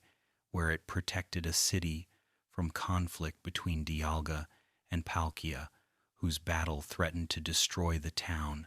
caught between their dimensional warfare, revealing that Darkrai's nightmares served protective purpose by keeping people asleep and safe inside dreams, rather than awake and vulnerable to destruction that the battling legendaries would inflict on anyone conscious enough to be physically present during their reality warping conflict. This revelation recontextualized Darkrai's nightmares as mercy rather than cruelty, though victims experiencing those nightmares might disagree about whether terrifying dreams constitute kindness,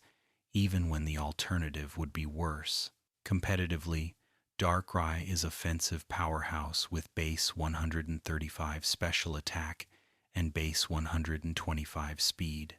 allowing it to outspeed and overwhelm most opponents before they can retaliate, creating immediate pressure that opponents must respect or risk losing Pokémon to Dark Pulse, Sludge Bomb, or Focus Blast coverage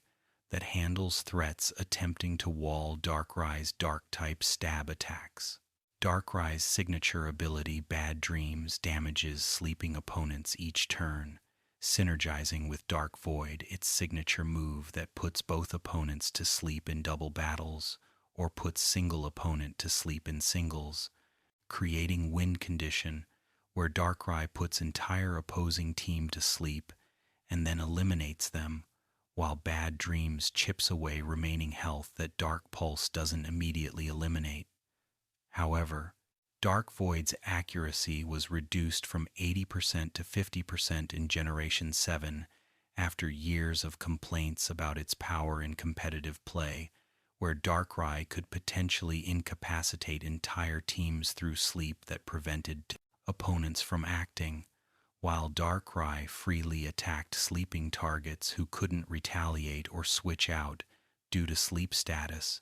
preventing all actions except occasionally waking up and immediately being put back to sleep by another Dark Void.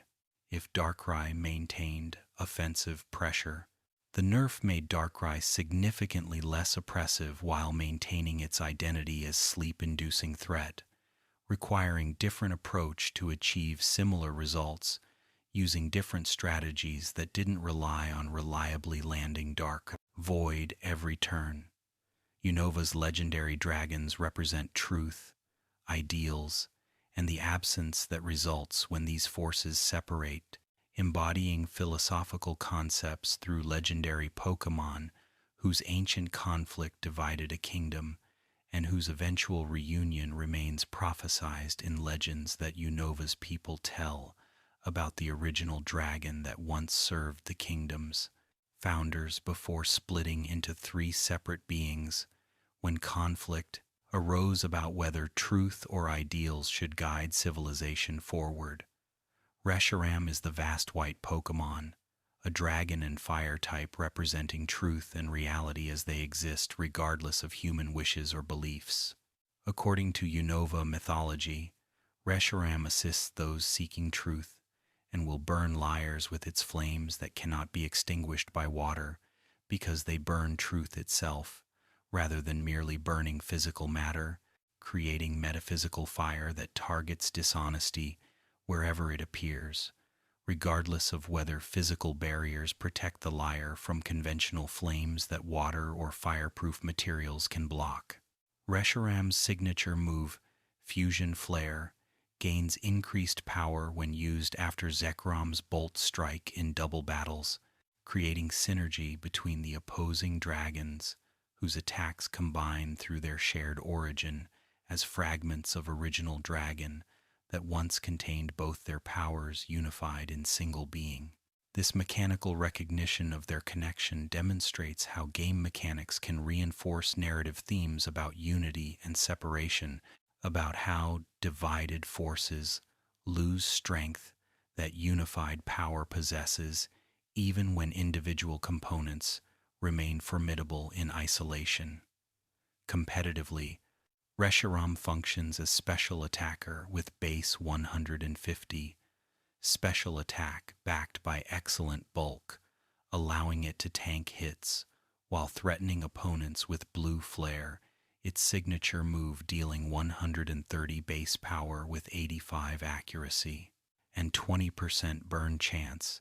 making it threatening even when it doesn't score immediate KO due to burn potentially crippling physical attackers who survive initial hit. Reshiram's fire and dragon typing creates problematic weakness to rock and ground attacks that deal super effective damage, while dragon weakness means opposing dragon types threaten Reshiram with their stab moves that Reshiram cannot reliably switch into without risking severe damage. Reshiram's ability Turbo Blaze allows its moves to ignore abilities that would normally block or reduce damage, making it excellent choice for breaking through defensive abilities like Multiscale or Marvel Scale that would otherwise protect opponents from Reshiram's attacks. This ability-ignoring effect creates guaranteed damage against targets, relying on defensive abilities for survival, ensuring that Reshiram's attacks deal expected damage regardless of opponent abilities that would normally interfere with damage calculations or move effectiveness. Zekrom is the deep black Pokémon, a dragon and electric type representing ideals and visions of how things should be rather than how they currently are. According to Unova mythology, Zekrom assists those seeking ideals and will strike down those lacking conviction, with lightning representing the force of pure idealism that doesn't compromise with messy reality, where ideals rarely manifest perfectly, and where pursuing pure idealism without acknowledging practical constraints often leads to failure or harm, despite noble intentions driving idealistic actions. Zekrom's signature move Bolt Strike is powerful physical electric type move with 130 base power and 85 accuracy with 20% paralysis chance, mirroring Blue Flare's damage and accuracy, while substituting paralysis for burn to reflect electric type's traditional status affliction, just as fire type traditionally inflicts burn status. Like fusion flare gains power after bolt strike gains power after fusion flare, creating symmetrical relationship where either dragon can initiate combination and either can benefit from the other's attack regardless of which moves first in turn order. Competitively, Zekrom functions as physical attacker with base 150 attack matching Reshiram's special attack while possessing identical stat distribution otherwise, creating parallel Pokémon differentiated primarily by their offensive typing and their physical versus special focus rather than by dramatically different roles or capabilities. Zekrom's electric and dragon typing creates single weakness to ground, dragon, ice, and fairy, rather than rock and ground weakness that plagues Reshiram, making Zekrom slightly easier to position defensively, though both dragons share similar fragility when confronted with super effective attacks from types they're weak against. Zekrom's ability, Terravolt, functions identically to Turbo Blaze, but with different name, allowing Zekrom to ignore defensive abilities, just as Reshiram does, creating parity between truth and ideals that game mechanics reinforce through giving both dragons identical abilities that manifest differently through physical versus special attacks, but that accomplish same goal of guaranteeing damage, regardless of opponent defensive abilities. Kyurem is the boundary Pokémon, a dragon and ice type representing the absence left when truth and ideals separated from the original dragon, leaving behind empty shell that contains neither philosophy but retains dragon power shared by all three dragons descended from their common ancestor. According to legend, Kyurem waits in the giant chasm, generating freezing energy that creates perpetually cold environment around its dwelling place, representing the cold emptiness that results when truth and ideals divorce from each other rather than working together, creating balanced perspective, acknowledging both reality as it exists and visions of how it could improve. Kyurem has two alternate forms achieved through merging with Reshiram or Zekrom using DNA splicers. White Kyurem merges with Reshiram, creating dragon and ice type with enhanced special attack, reaching base 170, while Black Kyurem merges with Zekrom, creating dragon and ice type with enhanced attack reaching base 170. These fusion forms represent attempts to recreate the original dragon,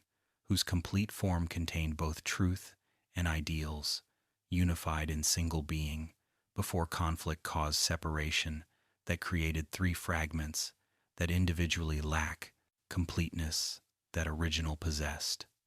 White Kyurem's signature move Ice Burn charges on first turn and strikes on second turn with 140 base power and 30% burn chance, creating powerful but telegraphed attack that opponents can predict and potentially counter by switching to fire types immune to burn or to ice types resisting ice type attacks. Black Kyurem's signature move Freeze Shock mirrors Ice Burn but substitutes paralysis for burn, maintaining identical power and two-turn charge mechanic, while changing status effect to reflect electric influence from Zekrom, whose power Black Kyurem channels through fusion, amplifying both Pokémon's strengths, while maintaining Ice-type identity that Kyurem contributes to both fusion forms. Competitively, the Kyurem forms function as wall breakers, with exceptional offensive stats, allowing them to threaten defensive cores that would otherwise wall most attackers, lacking sufficient power to break through invested defensive Pokémon who can tank attacks from typical offensive threats. However, their ice type creates problematic weaknesses to fighting, rock, steel, and especially fairy attacks that threaten both Kyurem forms, despite their legendary stats and their impressive offensive capabilities that allow them to eliminate many threats, but that cannot protect them from weaknesses inherent to ice typing that makes ice types vulnerable despite their offensive strength against common types like flying, ground, grass, and dragon. Unova introduced the Swords of Justice, a quartet of Pokémon based on the Three Musketeers, whose legendary status comes from their role protecting Pokémon from humans during ancient war that threatened Pokémon habitats and populations until these four warriors intervened, defending creatures who could not defend themselves against human weapons and human organization that allowed coordinated attacks, overwhelming individual Pokémon regardless of their strength when faced with human armies, employing strategy and technology that wild Pokémon lacked. Cobalion is the Iron Will Pokémon, a steel and fighting type resembling antelope or goat, with blue and steel coloring, suggesting both elegance and martial prowess, befitting warrior who leads the Swords of Justice as eldest and most experienced member, whose iron resolve never wavers when defending the weak against threats that would exploit power advantages to harm those unable to protect themselves from aggression. According to Pokédex entries, Cobalion has body and heart of steel, representing not callousness, but rather unbreakable determination to protect others, regardless of personal danger that such protection might require when facing threats more powerful than individual Pokémon could survive without support from allies willing to fight beside them. In battle, Cobalion functions as fast physical attacker with base 108, speed and base 90, attack, backed by excellent defensive typing, creating resistances to 11 types while having only 3 weaknesses to fighting, ground, and fire attacks. This defensive utility makes Cobalion excellent pivot that can switch into various attacks while threatening opponents with close combat, Iron Head, or Stone Edge coverage, handling threats that resist Cobalion's dual stab combination. Cobalion's ability justified boosts attack when hit by Dark-type moves, creating counter-attacking mechanic, where Dark types that normally check fighting types instead empower Cobalion, making it more dangerous after surviving Dark-type attacks. Terrakion is the Cavern Pokémon, a rock and fighting type resembling bull or buffalo with brown and gray coloring suggesting earth and stone from which it draws power. According to Pokédex entries, Terrakion charges at castle walls to protect Pokémon during ancient times, destroying fortifications that humans built to defend against Pokémon attacks and opening paths, allowing captured Pokémon to escape from imprisonment or allowing wild Pokémon to flee from human expansion, encroaching on their territories. This role as wall breaker positions Terrakion as most physically powerful member of the Swords of Justice, whose strength exceeds its companions, even though Cobalion leads through wisdom and experience rather than through raw power. Competitively, Terrakion functions as physical sweeper with excellent base 129 attack and base 108 speed,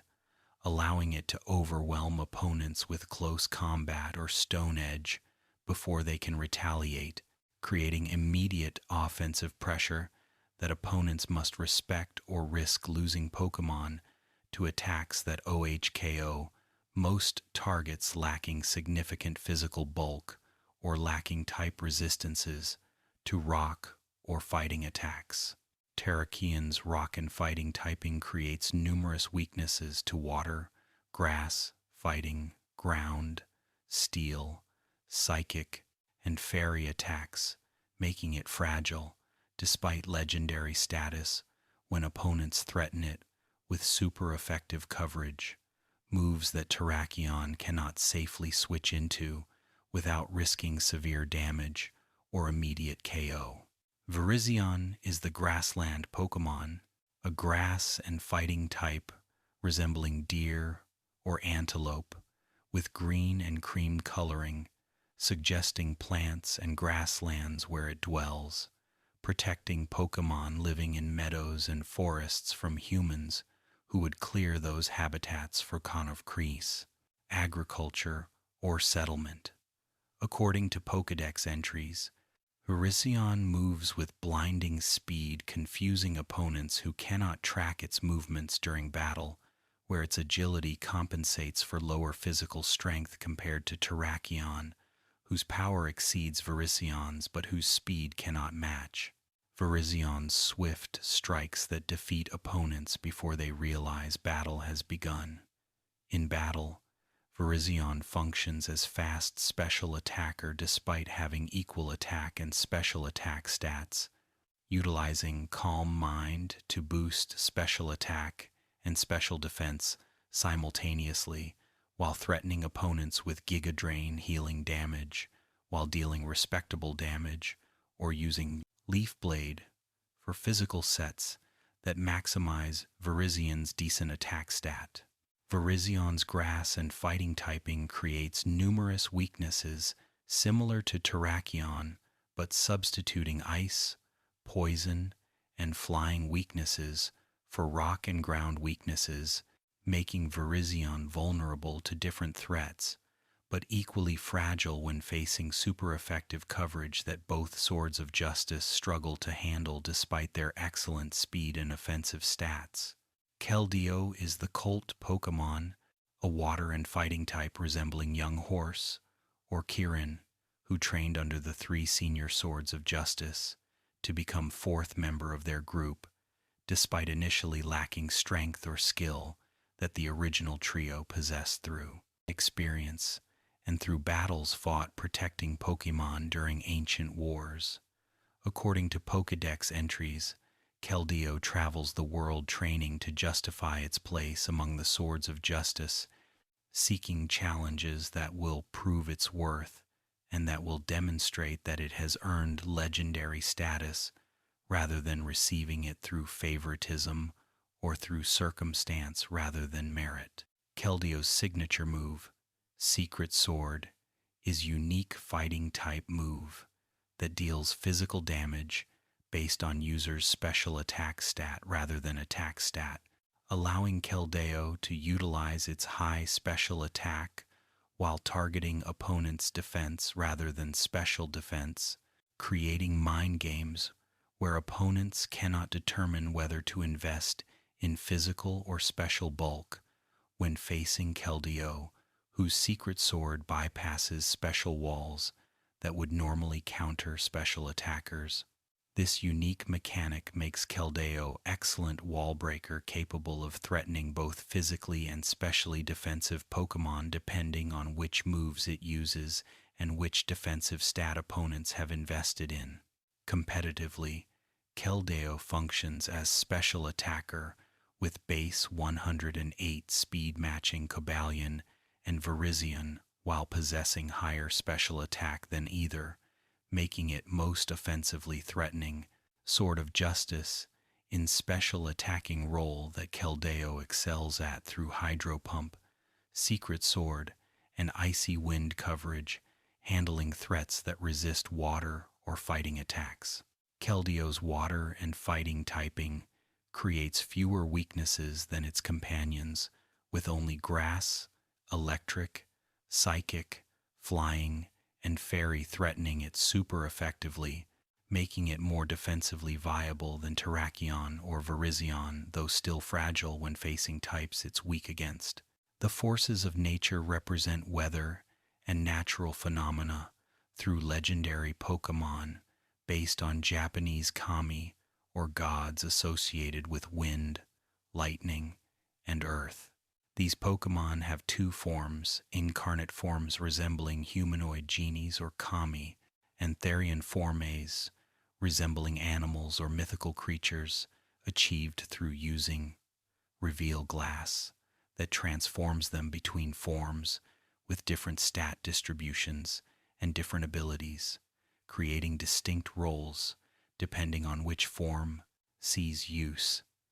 Tornadus is the Cyclone Pokémon, a pure flying type, representing storms and tornadoes that devastate landscapes through wind power that tears apart buildings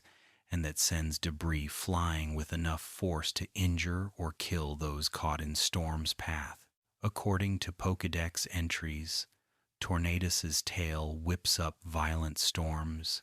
with the lower half of its body wrapped in clouds that allow it to fly at tremendous speeds, while generating winds that topple trees and destroy structures insufficiently reinforced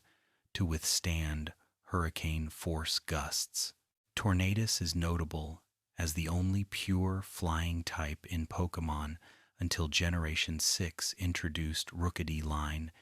making it unique among hundreds of flying types who all possess secondary types that flying complements rather than serving as sole typing. This uniqueness gives Tornadus identity beyond its storm associations, making it interesting from type perspective even when its competitive viability or its legendary status would already distinguish it from ordinary Pokémonday in incarnate form. Tornadus functions as fast special attacker with base 115 speed and base 125 special attack, threatening opponents with Hurricane, powerful flying type move,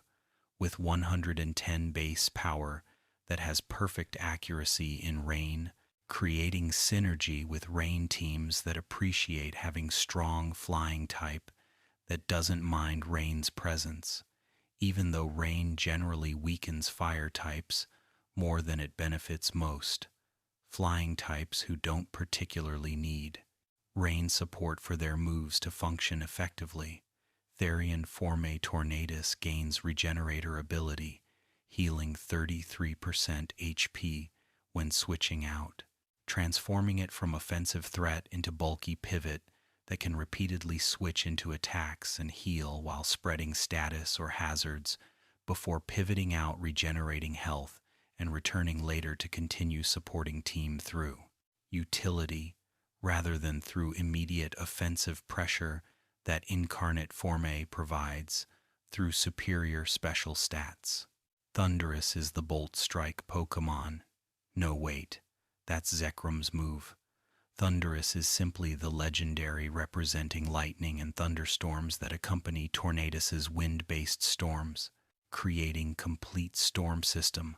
when both legendary Pokémon appear together, generating weather events that threaten regions with wind damage and lightning strikes simultaneously, overwhelming disaster response systems unprepared for compounded natural disasters. In incarnate form, Thundurus functions as fast mixed attacker with base 115 speed matching Tornadus, while possessing base 125 special attack and base 115 attack, allowing mixed sets using both offensive stats to threaten different defensive Pokémon who cannot simultaneously wall both physical and special attacks from Pokémon with stats sufficient to threaten through either offense type. Thundurus's ability, Prankster, gives priority to status moves, making it excellent support. Pokémon setting up Thunder Wave Paralysis or Taunt before opponents can act regardless of speed. Tears. Therian Forme Thundurus loses Prankster, but gains Volt Absorb, providing electric immunity and healing when hit by electric moves, transforming it into bulky pivot that can switch into electric types safely while threatening them with super effective ground type coverage. The stat redistribution gives Therian Thundurus more attack and less special attack compared to Incarnate, creating physical attacker with access to powerful moves like Wild Charge, Superpower, and knockoff, providing excellent coverage against diverse threats. Landorus is the abundance Pokemon representing earth and soil fertility that agriculture depends upon for crops that feed civilizations, making Landorus essential to human survival in agrarian societies, where poor harvests cause famine, and where bountiful harvests create prosperity, allowing populations to grow and cultures to flourish beyond subsistence level existence. According to Pokédex entries, lands visited by Landorus produce abundant crops due to nutrients that Landorus provides to soil, creating legends about gods blessing fields where Landorus appeared and cursing fields that Landorus avoided, or that humans angered through disrespect to natural forces that Landorus represents. In incarnate form, Landorus functions as powerful special attacker with base 115 speed and base 125 special attack, matching its fellow forces of nature while utilizing sheer force ability that removes secondary effects from moves while boosting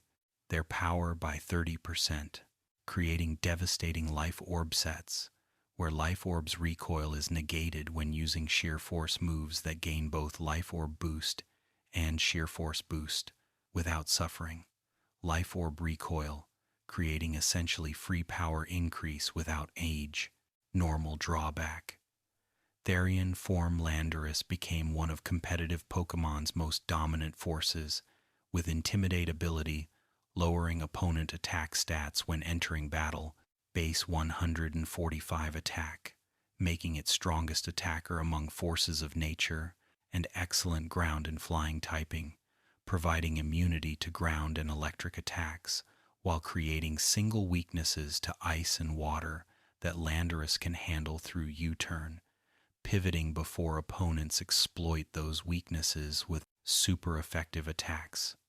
Landorus Therian's dominance in competitive play became so absolute that teams without it often struggled against teams that included it, creating centralization, where either you used Landorus T or you built your team specifically to counter it with ice types or bulky water types that could tank its earthquakes and threaten it with super effective team coverage before Landorus could eliminate your team through combination of intimidate, weakening physical attackers, and powerful ground type stab moves, threatening anything that couldn't switch out or couldn't resist ground type attacks. Inamoris joined the forces of nature in Generation 8's Legends, Arceus, representing love and spring as feminine counterpart to the masculine trio of Tornadus, Thundurus, and Landorus. As fairy and flying type,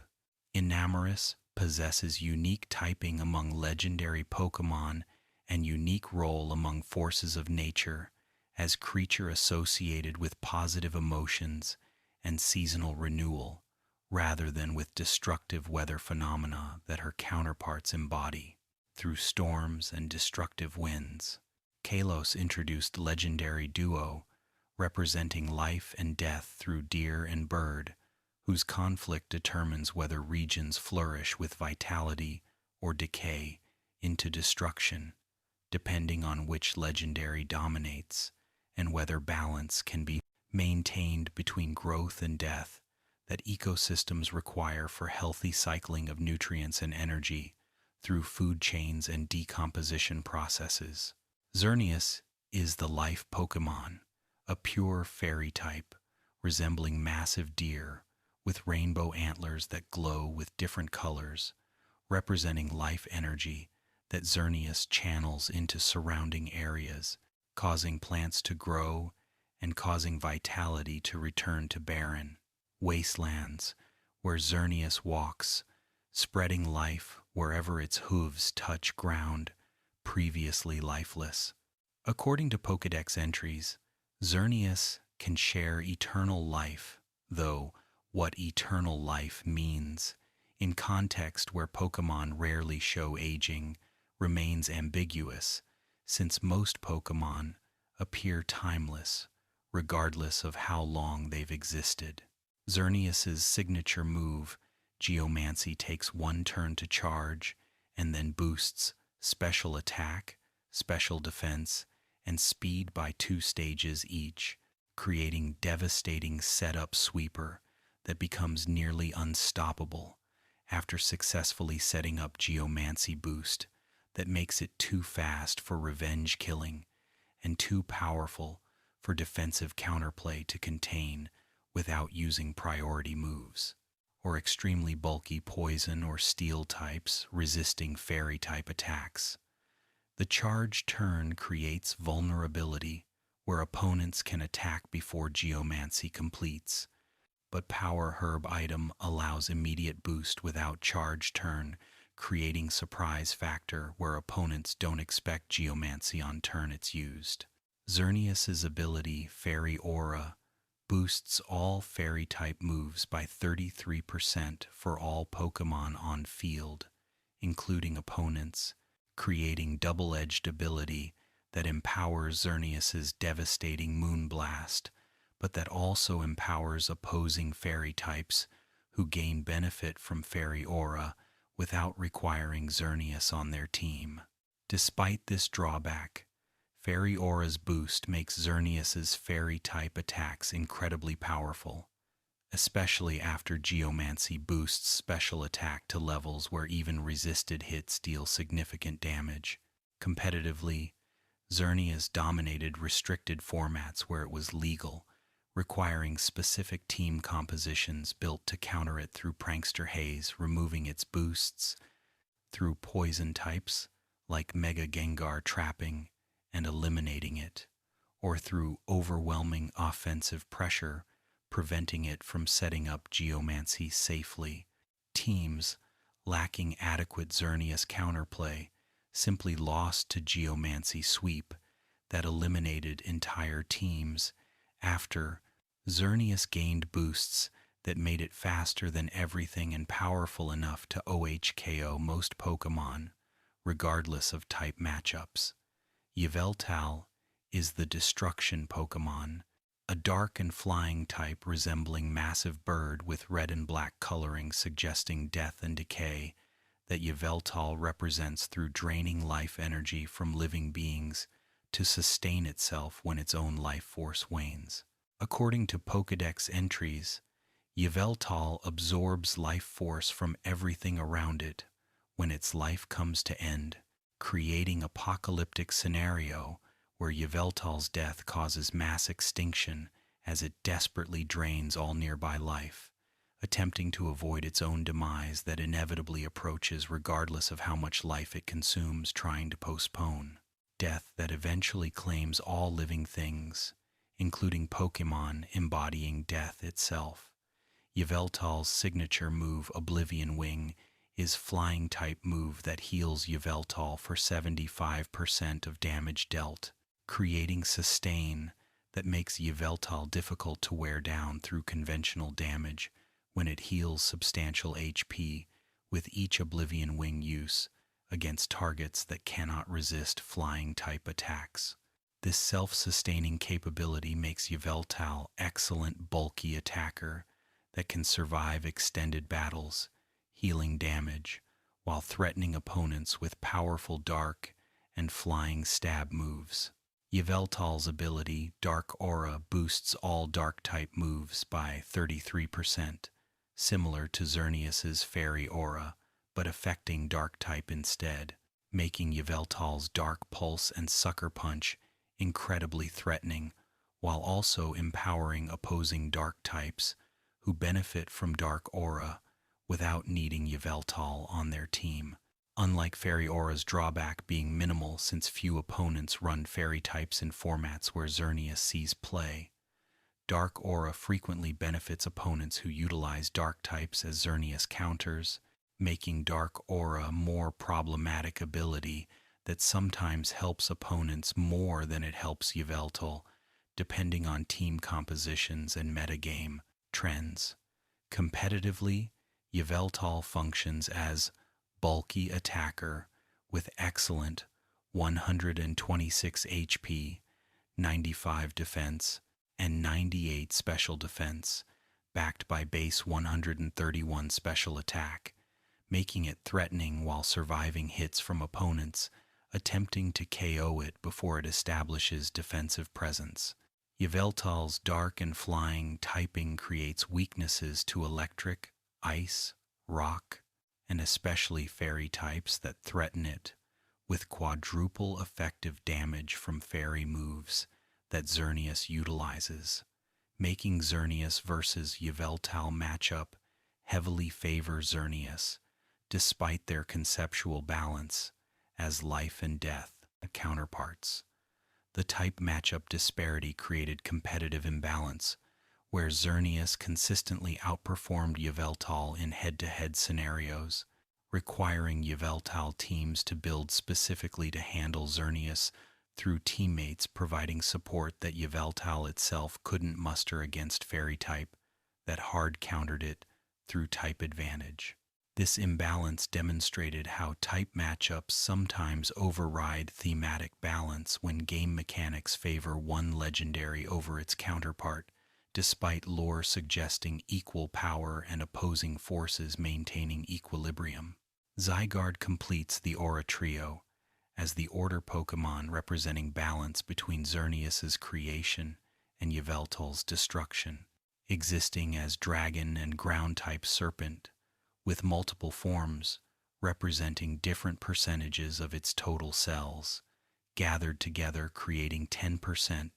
form resembling dog, 50%, form resembling serpent, and complete form A, resembling humanoid mecha achieved when Zygarde's HP drops below half, triggering power construct ability that transforms it into complete form A with significantly boosted stats. And so concludes the third part of our legendary journey, having explored the Dreambringers, Cresselia and Darkrai, Unova's Truth and Ideals dragons, the Swords of Justice protecting Pokémon from human aggression, the forces of nature controlling weather patterns, and Kalos's life and death duo, Xerneas and Yveltal, whose conflict shapes ecosystems. Rest now if sleep calls, or continue to Part 4 where we'll discover Alola's Island Guardians, Galar's legendary heroes, and the ultra-dimensional threats that transcend normal reality. Sleep gently, dear friends, and may legendary Pokémon guard your peaceful rest. Good night, trainers. Welcome back, dear friends, to the final part of our comprehensive journey through legendary Pokémon Day. In this concluding section, we'll explore the island guardians of Alola who protect their homes through ancient traditions, the legendary heroes of Galar, whose tale shaped a kingdom's history, the ultra-dimensional beings that exist beyond normal reality, and the cosmic forces including Arceus itself, the creator deity whose power shaped the Pokémon universe. So settle back one final time, close your eyes whenever sleep beckons, and let us complete this gentle exploration of the most powerful and mysterious creatures in the Pokémon world, ending where we began with wonder and respect for these beings whose legends will endure as long as trainers continue seeking them in remote locations, in ancient ruins, and in the spaces between dimensions where reality becomes flexible and where the impossible becomes merely improbable. Alola introduced 4 island guardian deities, protecting the region's 4 main islands through ancient compact with humans, establishing mutual respect and cooperation between people and these powerful beings, whose favor determines whether islands prosper or suffer depending on how well humans honor their obligations to respect nature and to maintain balance between development and preservation of ecosystems supporting diverse life. Tapu Koko is the land spirit Pokémon protecting Melemele Island as electric and fairy type resembling rooster or tribal mask, with bold orange and yellow coloring, suggesting lightning and dawn appropriate for Guardian whose domain includes Alola's starting island, where new trainers begin their journeys. According to Pokédex entries, Tapu Koko is fickle deity that doesn't necessarily protect humans, but rather acts according to its own interests, which sometimes align with human welfare and sometimes don't, creating unpredictable relationship where people cannot assume divine protection automatically follows from worship or tribute without Tapu Koko choosing to intervene when it finds situations interesting or when threats align with its priorities. Tapu Koko's signature ability, Electric Surge, summons electric terrain when entering battle, boosting electric-type moves by 50% while preventing sleep status for grounded Pokémon, creating terrain control that benefits Tapu Koko's electric-type attacks while providing team support through sleep immunity that counters Darkrai, Breloom, or other sleep-inducing threats. The terrain mechanics introduced in Generation 7 created new strategic layer, where controlling terrain determined matchup outcomes, and where denying opponents preferred terrain while establishing your own terrain provided substantial advantages, justifying team slots dedicated to terrain setters like Tapu Koko. Competitively, Tapu Koko functions as fast offensive pivot with base 130, speed outspeeding most threats, while base 95 attack and special attack allow mixed sets, threatening different defensive profiles depending on whether opponents face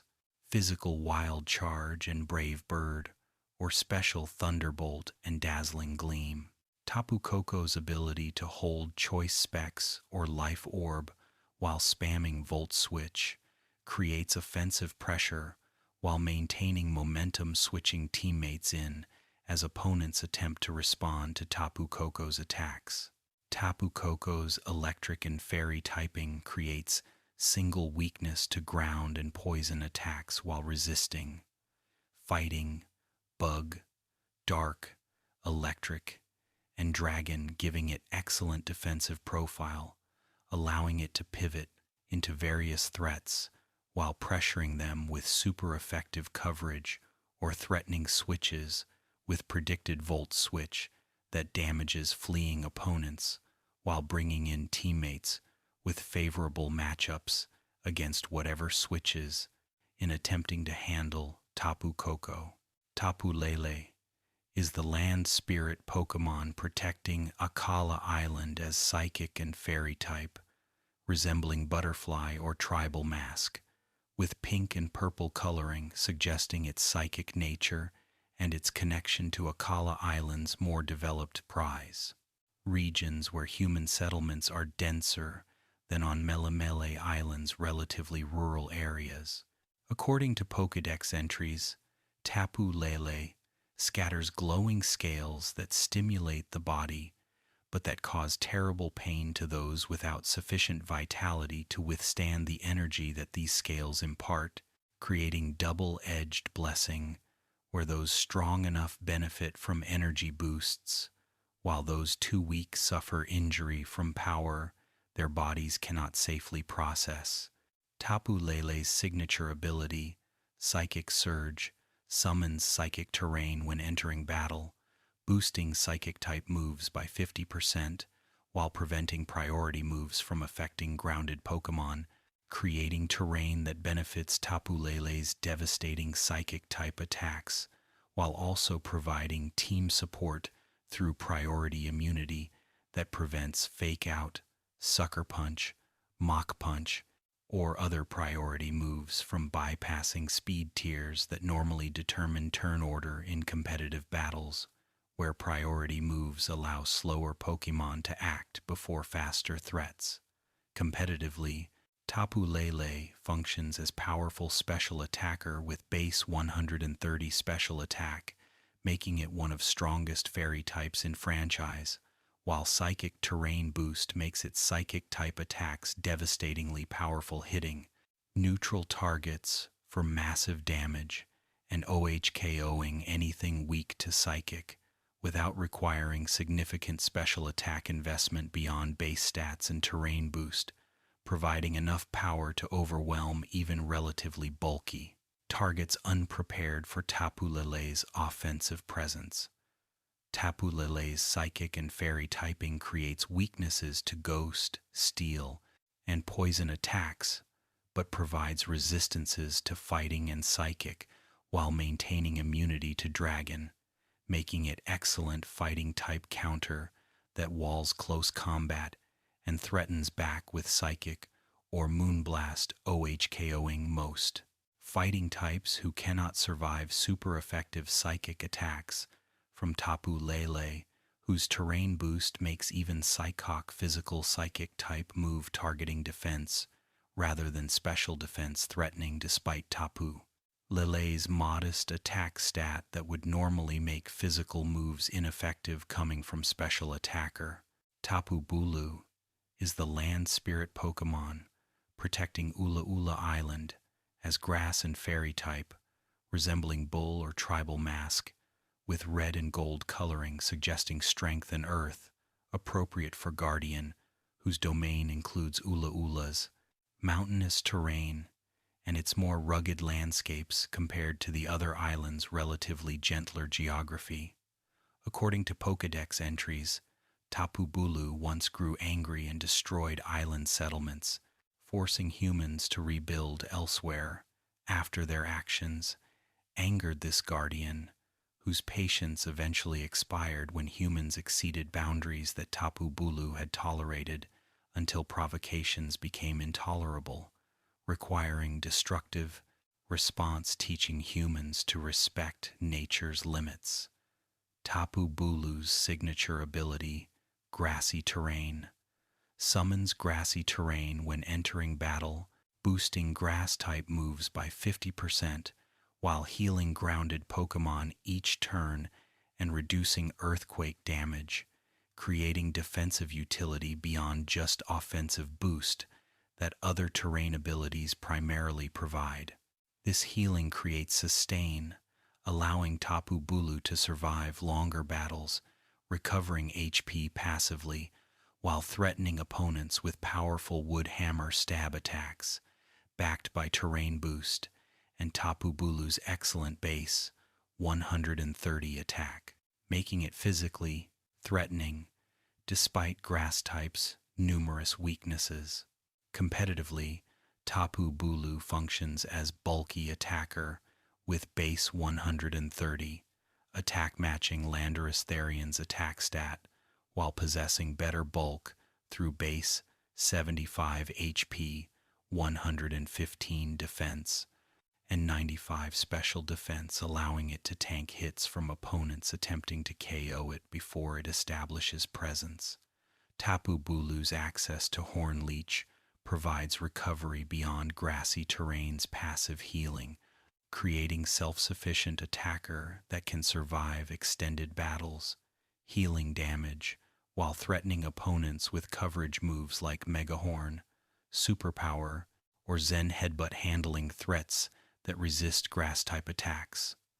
Tapu Bulu's grass and fairy typing creates numerous weaknesses to poison, flying, ice, fire, and steel attacks, making it vulnerable,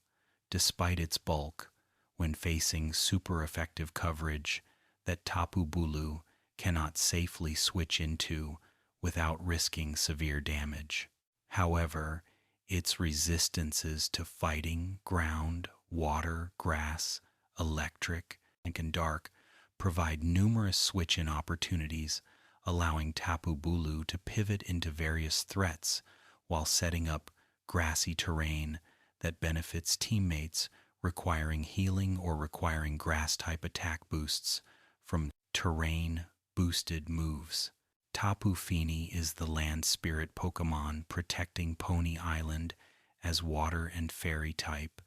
resembling swordfish or tribal mask, with purple and white coloring, suggesting water and mysticism appropriate for Guardian, whose domain includes Pony's relatively undeveloped landscapes where ancient ruins and traditions remain more prominent than modern development that transformed the other islands through human settlement. According to Pokédex entries, Tapu Fini creates fog that causes people to lose themselves both literally and metaphorically, forcing those who wander into its mist to confront their inner selves or to become lost forever in confusion that Tapu Fini generates to protect its territory from intruders. Tapu Fini's signature ability, Misty Terrain, summons misty terrain when entering battle,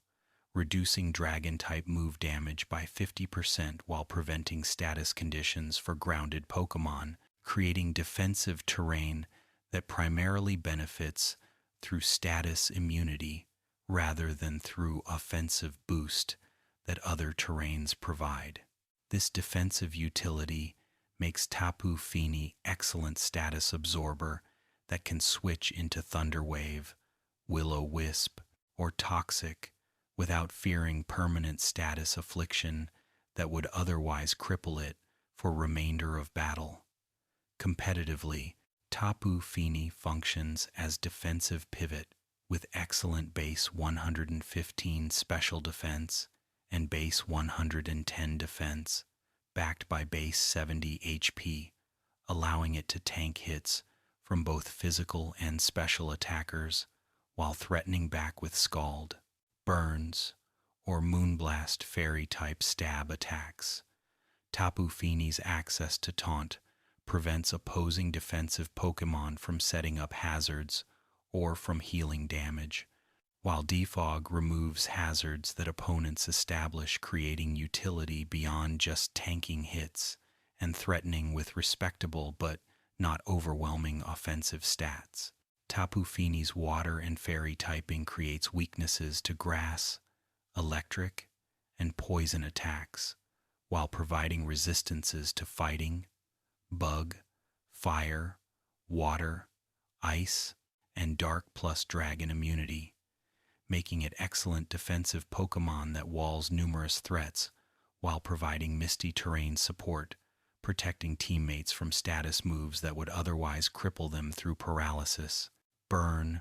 or poison that persists throughout battle unless cured through rest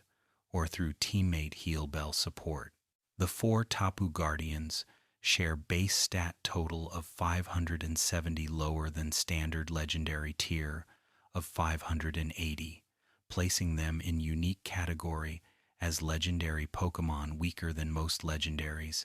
but possessing signature abilities that provide terrain support, creating utility beyond raw stats. Their importance to Alola's culture and their role as island guardians establish legendary status despite relatively modest power levels compared to box mascots or creation deities whose stats exceed 680 base stat total, typical for restricted legendaries, banned from most tournament formats. Alola introduced legendary evolution line, beginning with Cosmog, a psychic type resembling Nebula or Cosmic Cloud, whose body consists of gaseous material rather than solid matter, making it intangible and ethereal in ways that most Pokémon cannot achieve through natural biology. According to Pokédex entries, Cosmog came from another universe, establishing connection to ultra space that Alola's storyline explores through portals called ultra wormholes,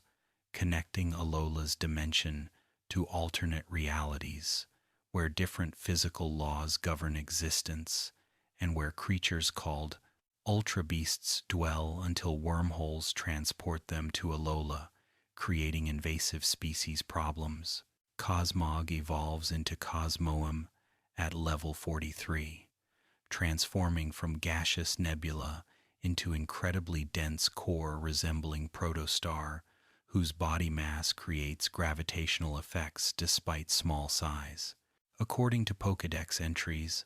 Cosmoem's body is impossibly heavy, despite appearing to be only 4 inches tall, suggesting that its mass exists partially in dimensions beyond normal 3-dimensional space,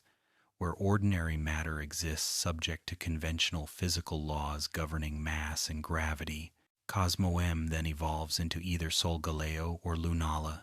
Depending on version, Pokemon Sun produces Solgaleo, while Pokemon Moon produces Lunala, creating version-exclusive legendary evolutions, unprecedented in mainline Pokemon games, where legendary Pokemon typically cannot evolve and cannot breed, existing as static entities whose power remains constant, rather than developing through experience and leveling like ordinary Pokemon who gain strength through battles and training. Solgaleo is the Sune Pokemon, a psychic and steel type, resembling lion with white mane suggesting sunlight and stellar radiation that Solgaleo embodies as emissary of the sun, whose light sustains life throughout solar systems.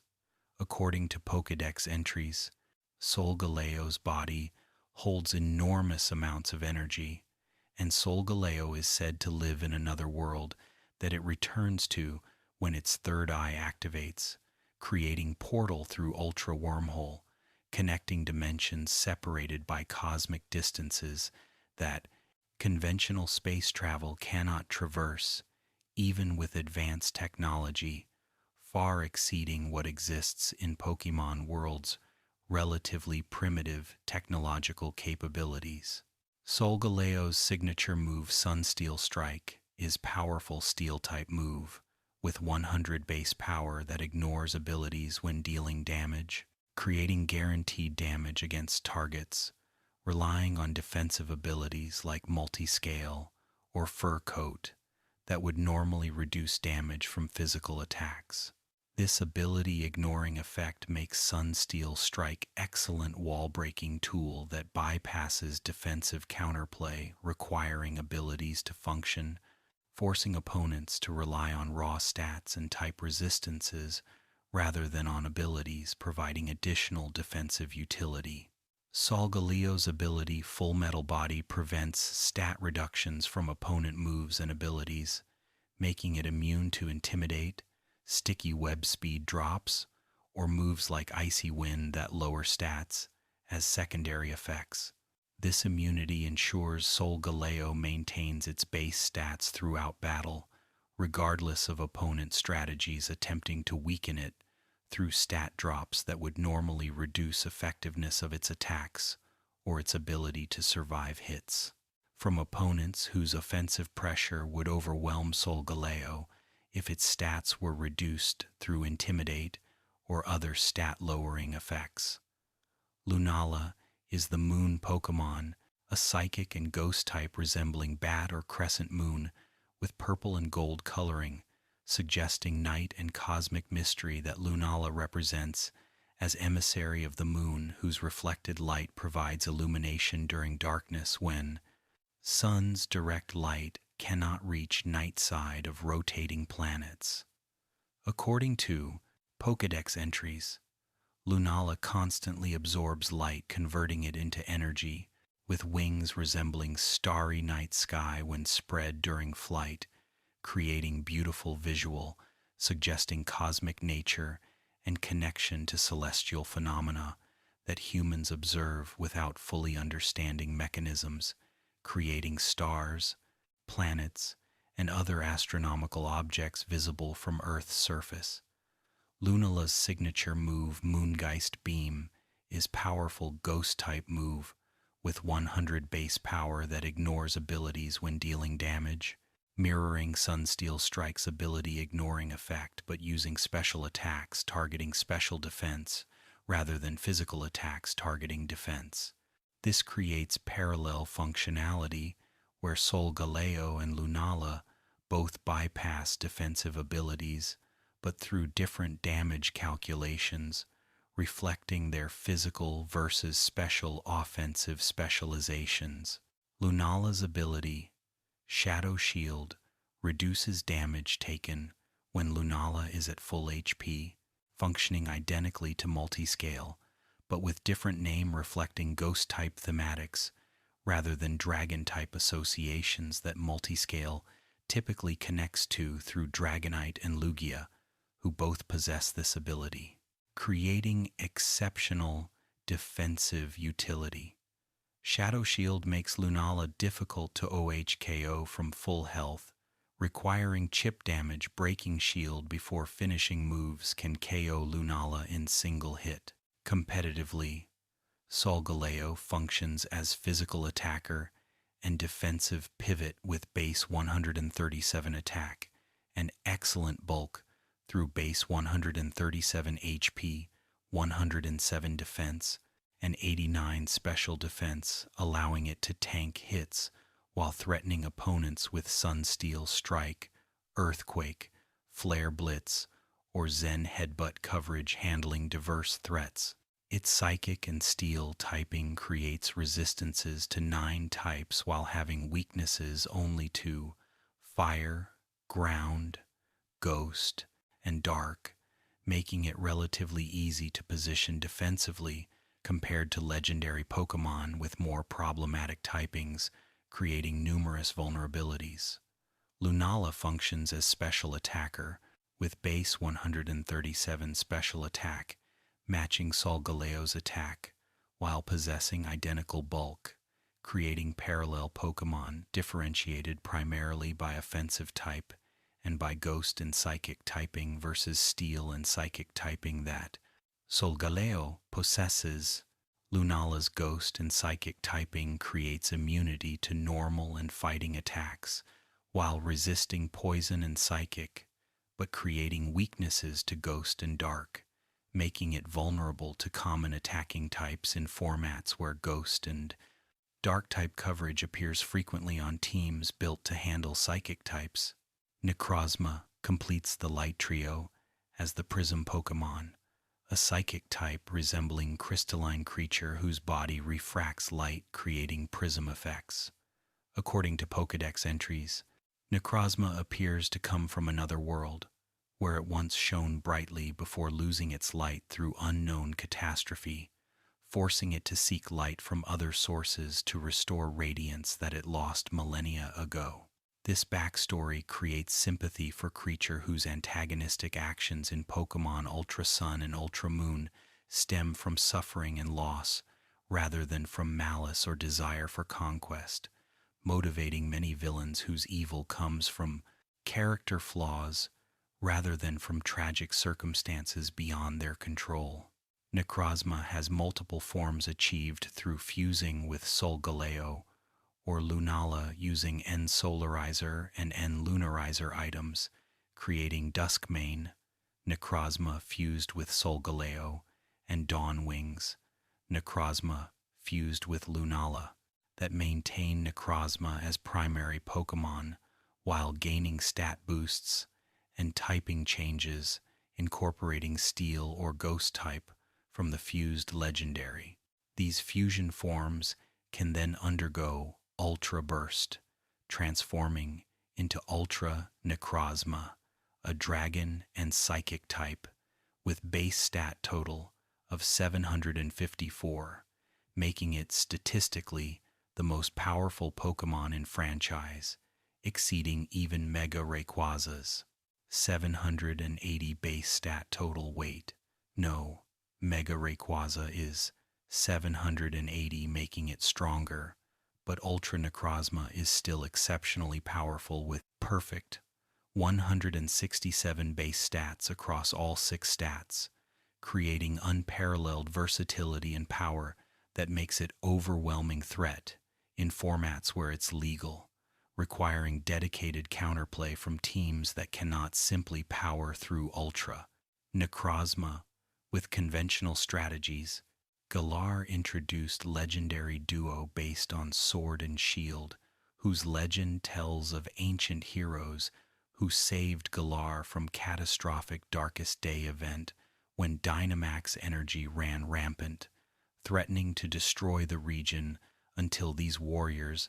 intervened, wielding Sword and Shield to defeat threat and restore peace. This legend influenced Galar's culture, creating traditions around championship battles and Dynamax phenomenon that commemorates ancient conflict, while providing entertainment and economic benefits through tournament spectacles, drawing crowds watching trainers battle using Dynamax Pokémon. Zacian is the warrior Pokémon, initially appearing as fairy type resembling wolf or dog, with blue and magenta coloring and battle-scarred appearance, suggesting experience and trials endured through centuries protecting Galar from threats. According to Pokédex entries, Zacian's shining blade can cut through anything, establishing offensive capability appropriate for legendary, whose role involves defeating threats through overwhelming power rather than through defensive attrition or through support utility that other legendaries provide to regions they protect. Zacian's base form has ability Intrepid Sword, raising attack stat by 1 stage when entering battle, creating immediate offensive pressure as Zacian gains attack boost without spending turn setting up like most Pokémon require when using Sword's Dance or other stat-boosting moves. This automatic boost makes Zacian immediately threatening upon entering battle, rather than requiring setup turns that create vulnerability where opponents can attack before boosts take effect. When holding Rusted Sword item, Zacian transforms into Crowned Sword form, becoming Fairy and Steel type while gaining significantly boosted stats, including base 170 attack, making it one of physically strongest Pokémon in franchise. Crowned Sword form's ability changes to Intrepid Sword, still providing attack boost, but now applying to already exceptional 170 base attack, creating boosted attack stat exceeding what most Pokémon achieve even after multiple swords. Dance boosts. Zacian's signature move Behemoth Blade is Steel-type move that doubles in power against Dynamax opponents, creating answer to Dynamax mechanic that Galar's battles emphasize through allowing single Pokémon per battle to Dynamax, gaining HP boost and access to max moves replacing normal moveset. Behemoth Blade's anti-Dynamax effect positions Zacian as counter to the very mechanic that Galar's legendary disaster involved, creating thematic connection between ancient hero defeating Dynamax threat and modern Zacian maintaining that role through signature moves specifically effective against Dynamaxed opponents. Competitively, Zacian crown-dominated restricted formats, becoming arguably strongest Pokémon in competitive history, despite formats including other restricted legendaries with comparable or higher base stat totals. Zacian's combination of excellent typing, providing 9 resistances and 2 immunities, exceptional speed at base, 148 outspeeding virtually everything, automatic attack boost from Intrepid Sword, and access to powerful stab moves in play rough, and Behemoth Blade created perfect storm where Zacian had no significant weaknesses beyond requiring careful positioning to avoid fighting and ground-type attacks that could threaten it. If opponents predicted switches correctly, Zamazenta is the warrior Pokémon initially appearing as fighting type resembling wolf or dog with red and magenta coloring similar to Zacian's design but emphasizing defensive aspects through shield motifs rather than sword imagery, suggesting offensive focus.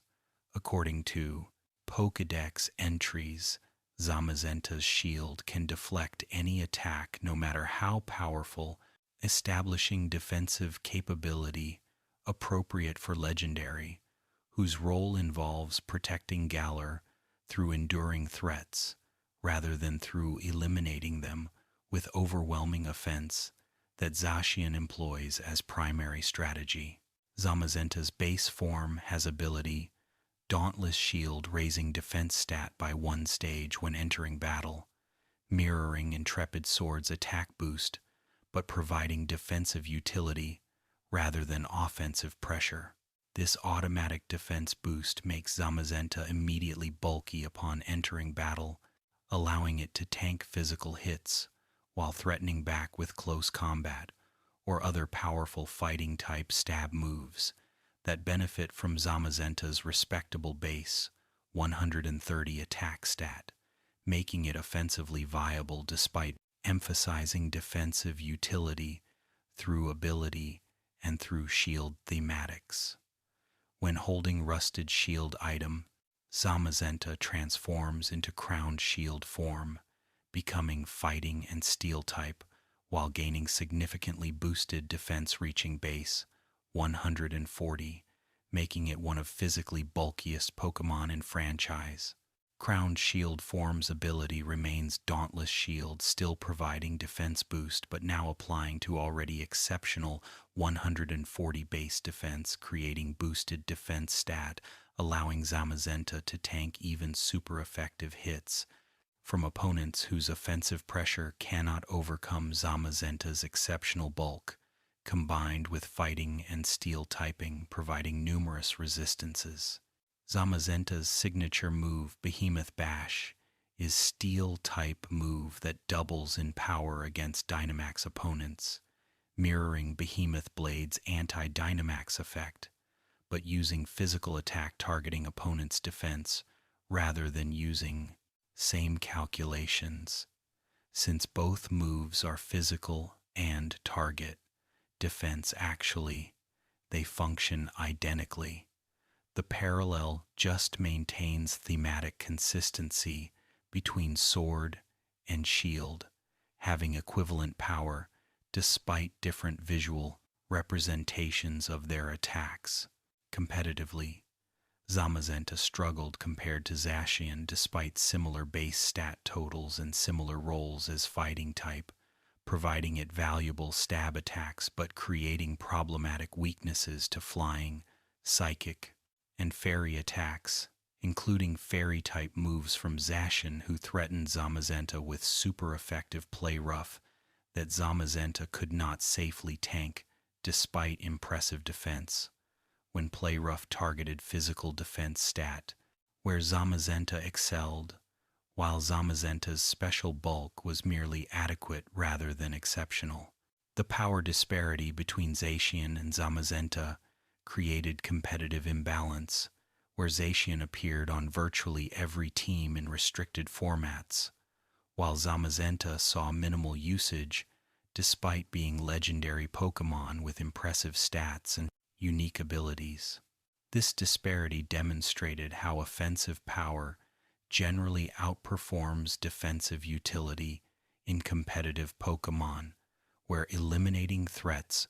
quickly prevents them from dealing damage that defensive Pokémon must tank repeatedly across extended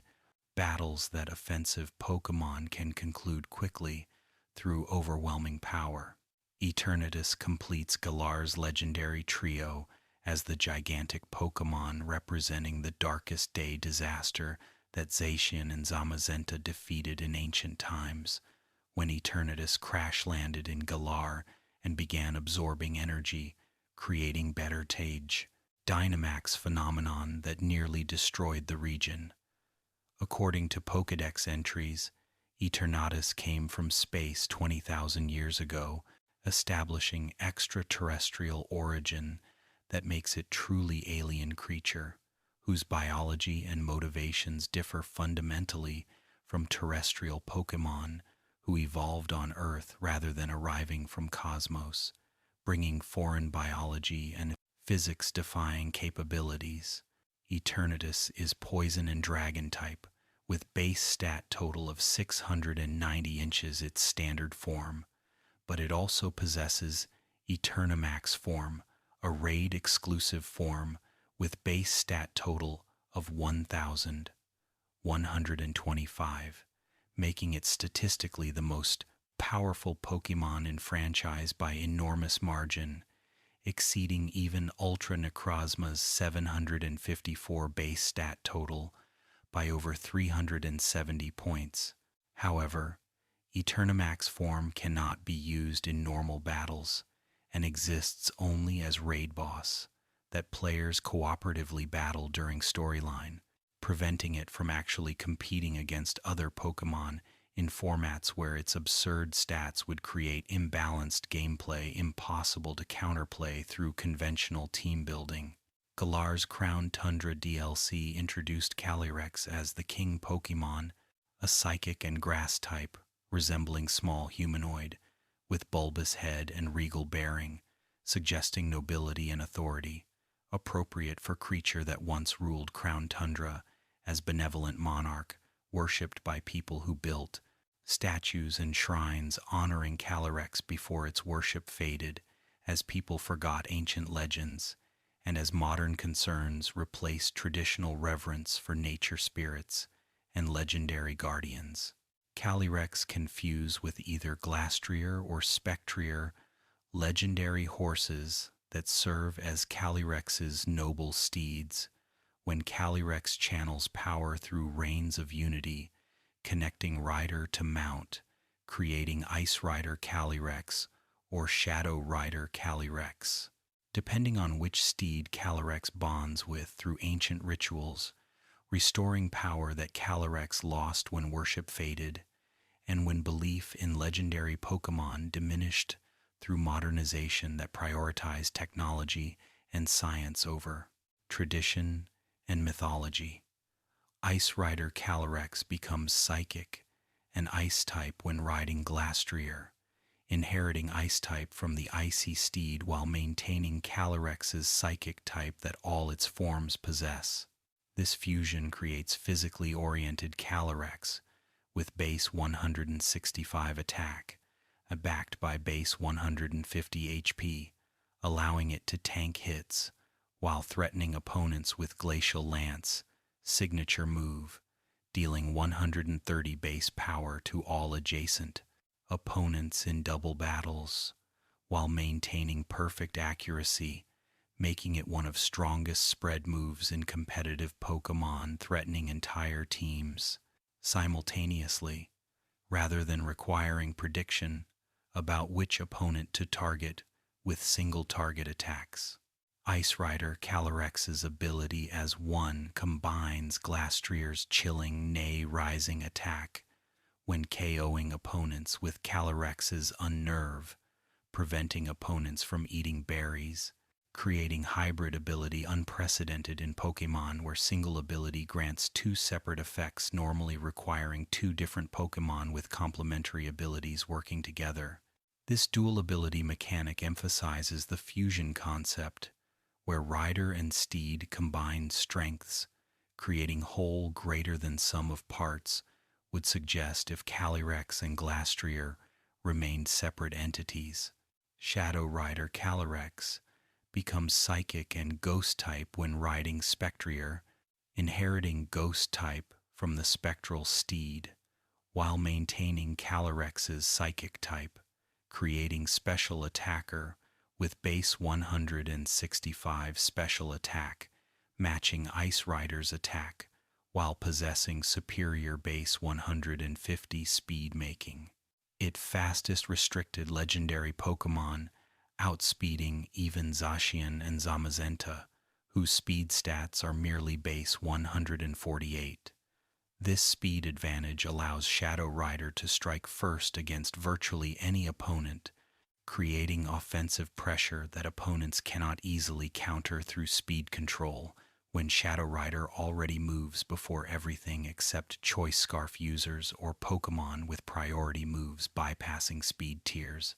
Shadow Rider Calyrex's signature move, Astral Barrage, deals 120 base power to all adjacent opponents in double battles, while maintaining perfect accuracy, creating powerful spread damage,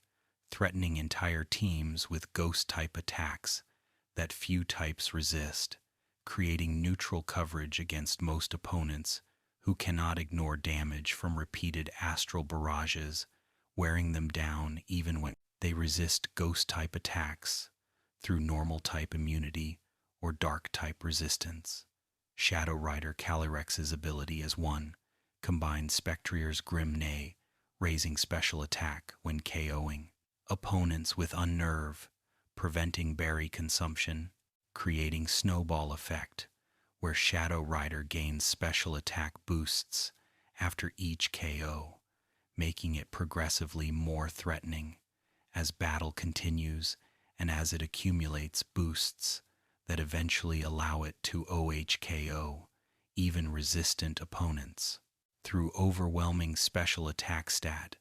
exceeding what most Pokémon can survive regardless of type matchups or defensive investment. Competitively, Shadow Rider Calyrex became one of strongest restricted legendaries, rivaling Zacian for dominance in formats where both were legal, creating metagame centralization, where teams either included Shadow Rider or built specifically to counter it through dark types immune to ghost type attacks, or through faster choice scarf users who could outspeed and KO Shadow Rider before it could attack. The combination of blistering speed, incredible special attack, excellent typing providing numerous resistances and 2 immunities, and snowball potential through Grim Neigh made Shadow Rider exceptional threat, requiring dedicated counterplay from teams that couldn't simply overpower it through conventional strategies. Finally, we arrive at Arceus, the god Pokémon, whose legendary status transcends all others as the creator deity who shaped the Pokémon universe, according to Sinnoh mythology, describing how Arceus emerged from primordial egg in nothingness before anything existed, creating time through Dialga, creating space through Palkia, creating antimatter through Giratina, and creating consciousness through the Lake Guardians whose gifts gave humanity knowledge, emotion, and willpower that distinguish humans from Pokémon whose intelligence varies across species, but whose consciousness generally lacks human complexity and self-awareness. Arceus is normal type in base form, but can become any type when holding type-specific plate items, changing its type, and changing the type of its signature move. Judgment, which deals damage of whatever type Arceus currently possesses through plate or through Z-crystal in later generations. This type-changing mechanic creates incredible versatility, allowing Arceus to adapt to team needs by becoming water type to check fire types, becoming fighting type to threaten steel types, or becoming any of 18 types, depending on what coverage or what resistances team requires from the Arceus slot that can fulfill roles that normally require multiple specialized Pokémonday. Arceus's base stats are perfectly distributed at 120 across all 6 stats, creating balanced Pokémon without weaknesses or dump stats, totaling 720 base stat total that exceeds even most box mascot legendaries, whose stat totals typically reach only 680, making Arceus 40 points stronger than Dialga, Palkia, Reshiram, Zekrom, and other restricted legendaries in the standard restricted tier. This stat advantage combined with type flexibility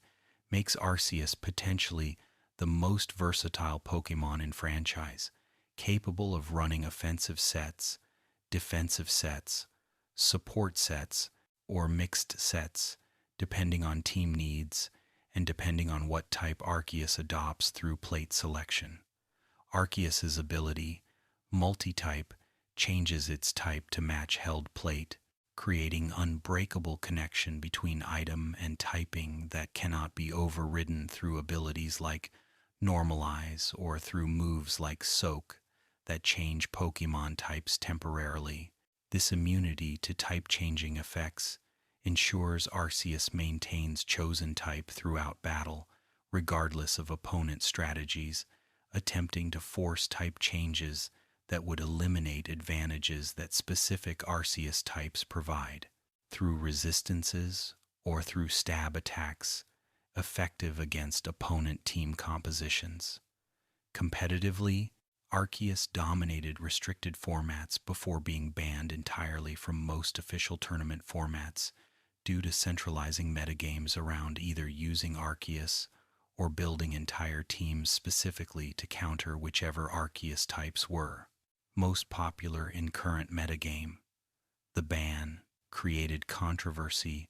about whether creator deity deserved special treatment, preventing its use in competitive play, or whether banning Arceus admitted defeat in balancing game around Pokémon, whose power level and versatility exceeded what healthy competitive environment could accommodate, while maintaining diverse team building and strategic options beyond just use Arceus or counter Arceus. Arceus featured prominently in Pokémon Arceus and the Jewel of Life, where it nearly destroyed humanity after being betrayed by human who stole plate containing Arceus's power, creating conflict resolved only through time travel that prevented initial betrayal from occurring. This plot emphasized themes about trust and forgiveness, while demonstrating that even creator deity can be deceived and harmed by mortals whose intelligence and cunning compensate for lacking divine power that Arceus wields casually but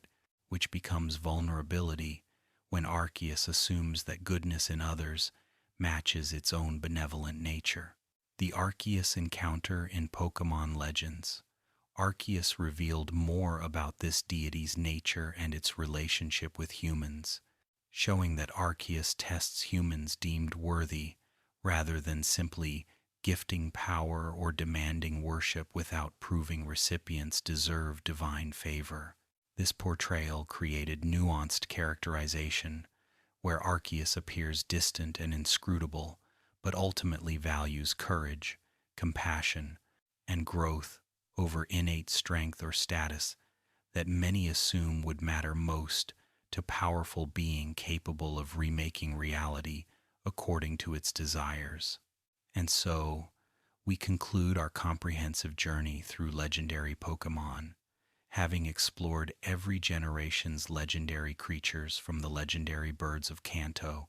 through Arceus itself, the creator deity whose power shaped reality. We've witnessed how legendary Pokémon serve diverse roles, ranging from elemental guardians protecting specific locations, to dimension controllers, maintaining cosmic order, to ancient heroes whose sacrifices saved civilizations,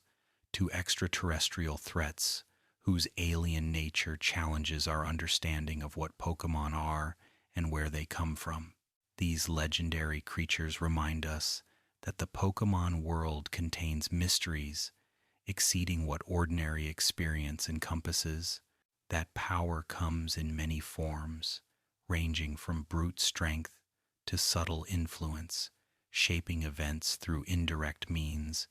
and that legendary status derives not just from statistical power, but from significance to regions and cultures that honor these beings through myths, shrines, and traditions, acknowledging that some forces transcend human comprehension or control. The legendary Pokémon we've explored tonight represent decades of creative design, producing creatures that inspire wonder, respect, and occasionally fear when their power threatens rather than protects those living within their domains. Each generation introduced new legends, expanding the mythology and revealing that each region contains its own stories about powerful beings who shaped geography, influenced history, or maintained balance between forces that would otherwise spiral into chaos, destroying the delicate equilibrium that life requires for flourishing.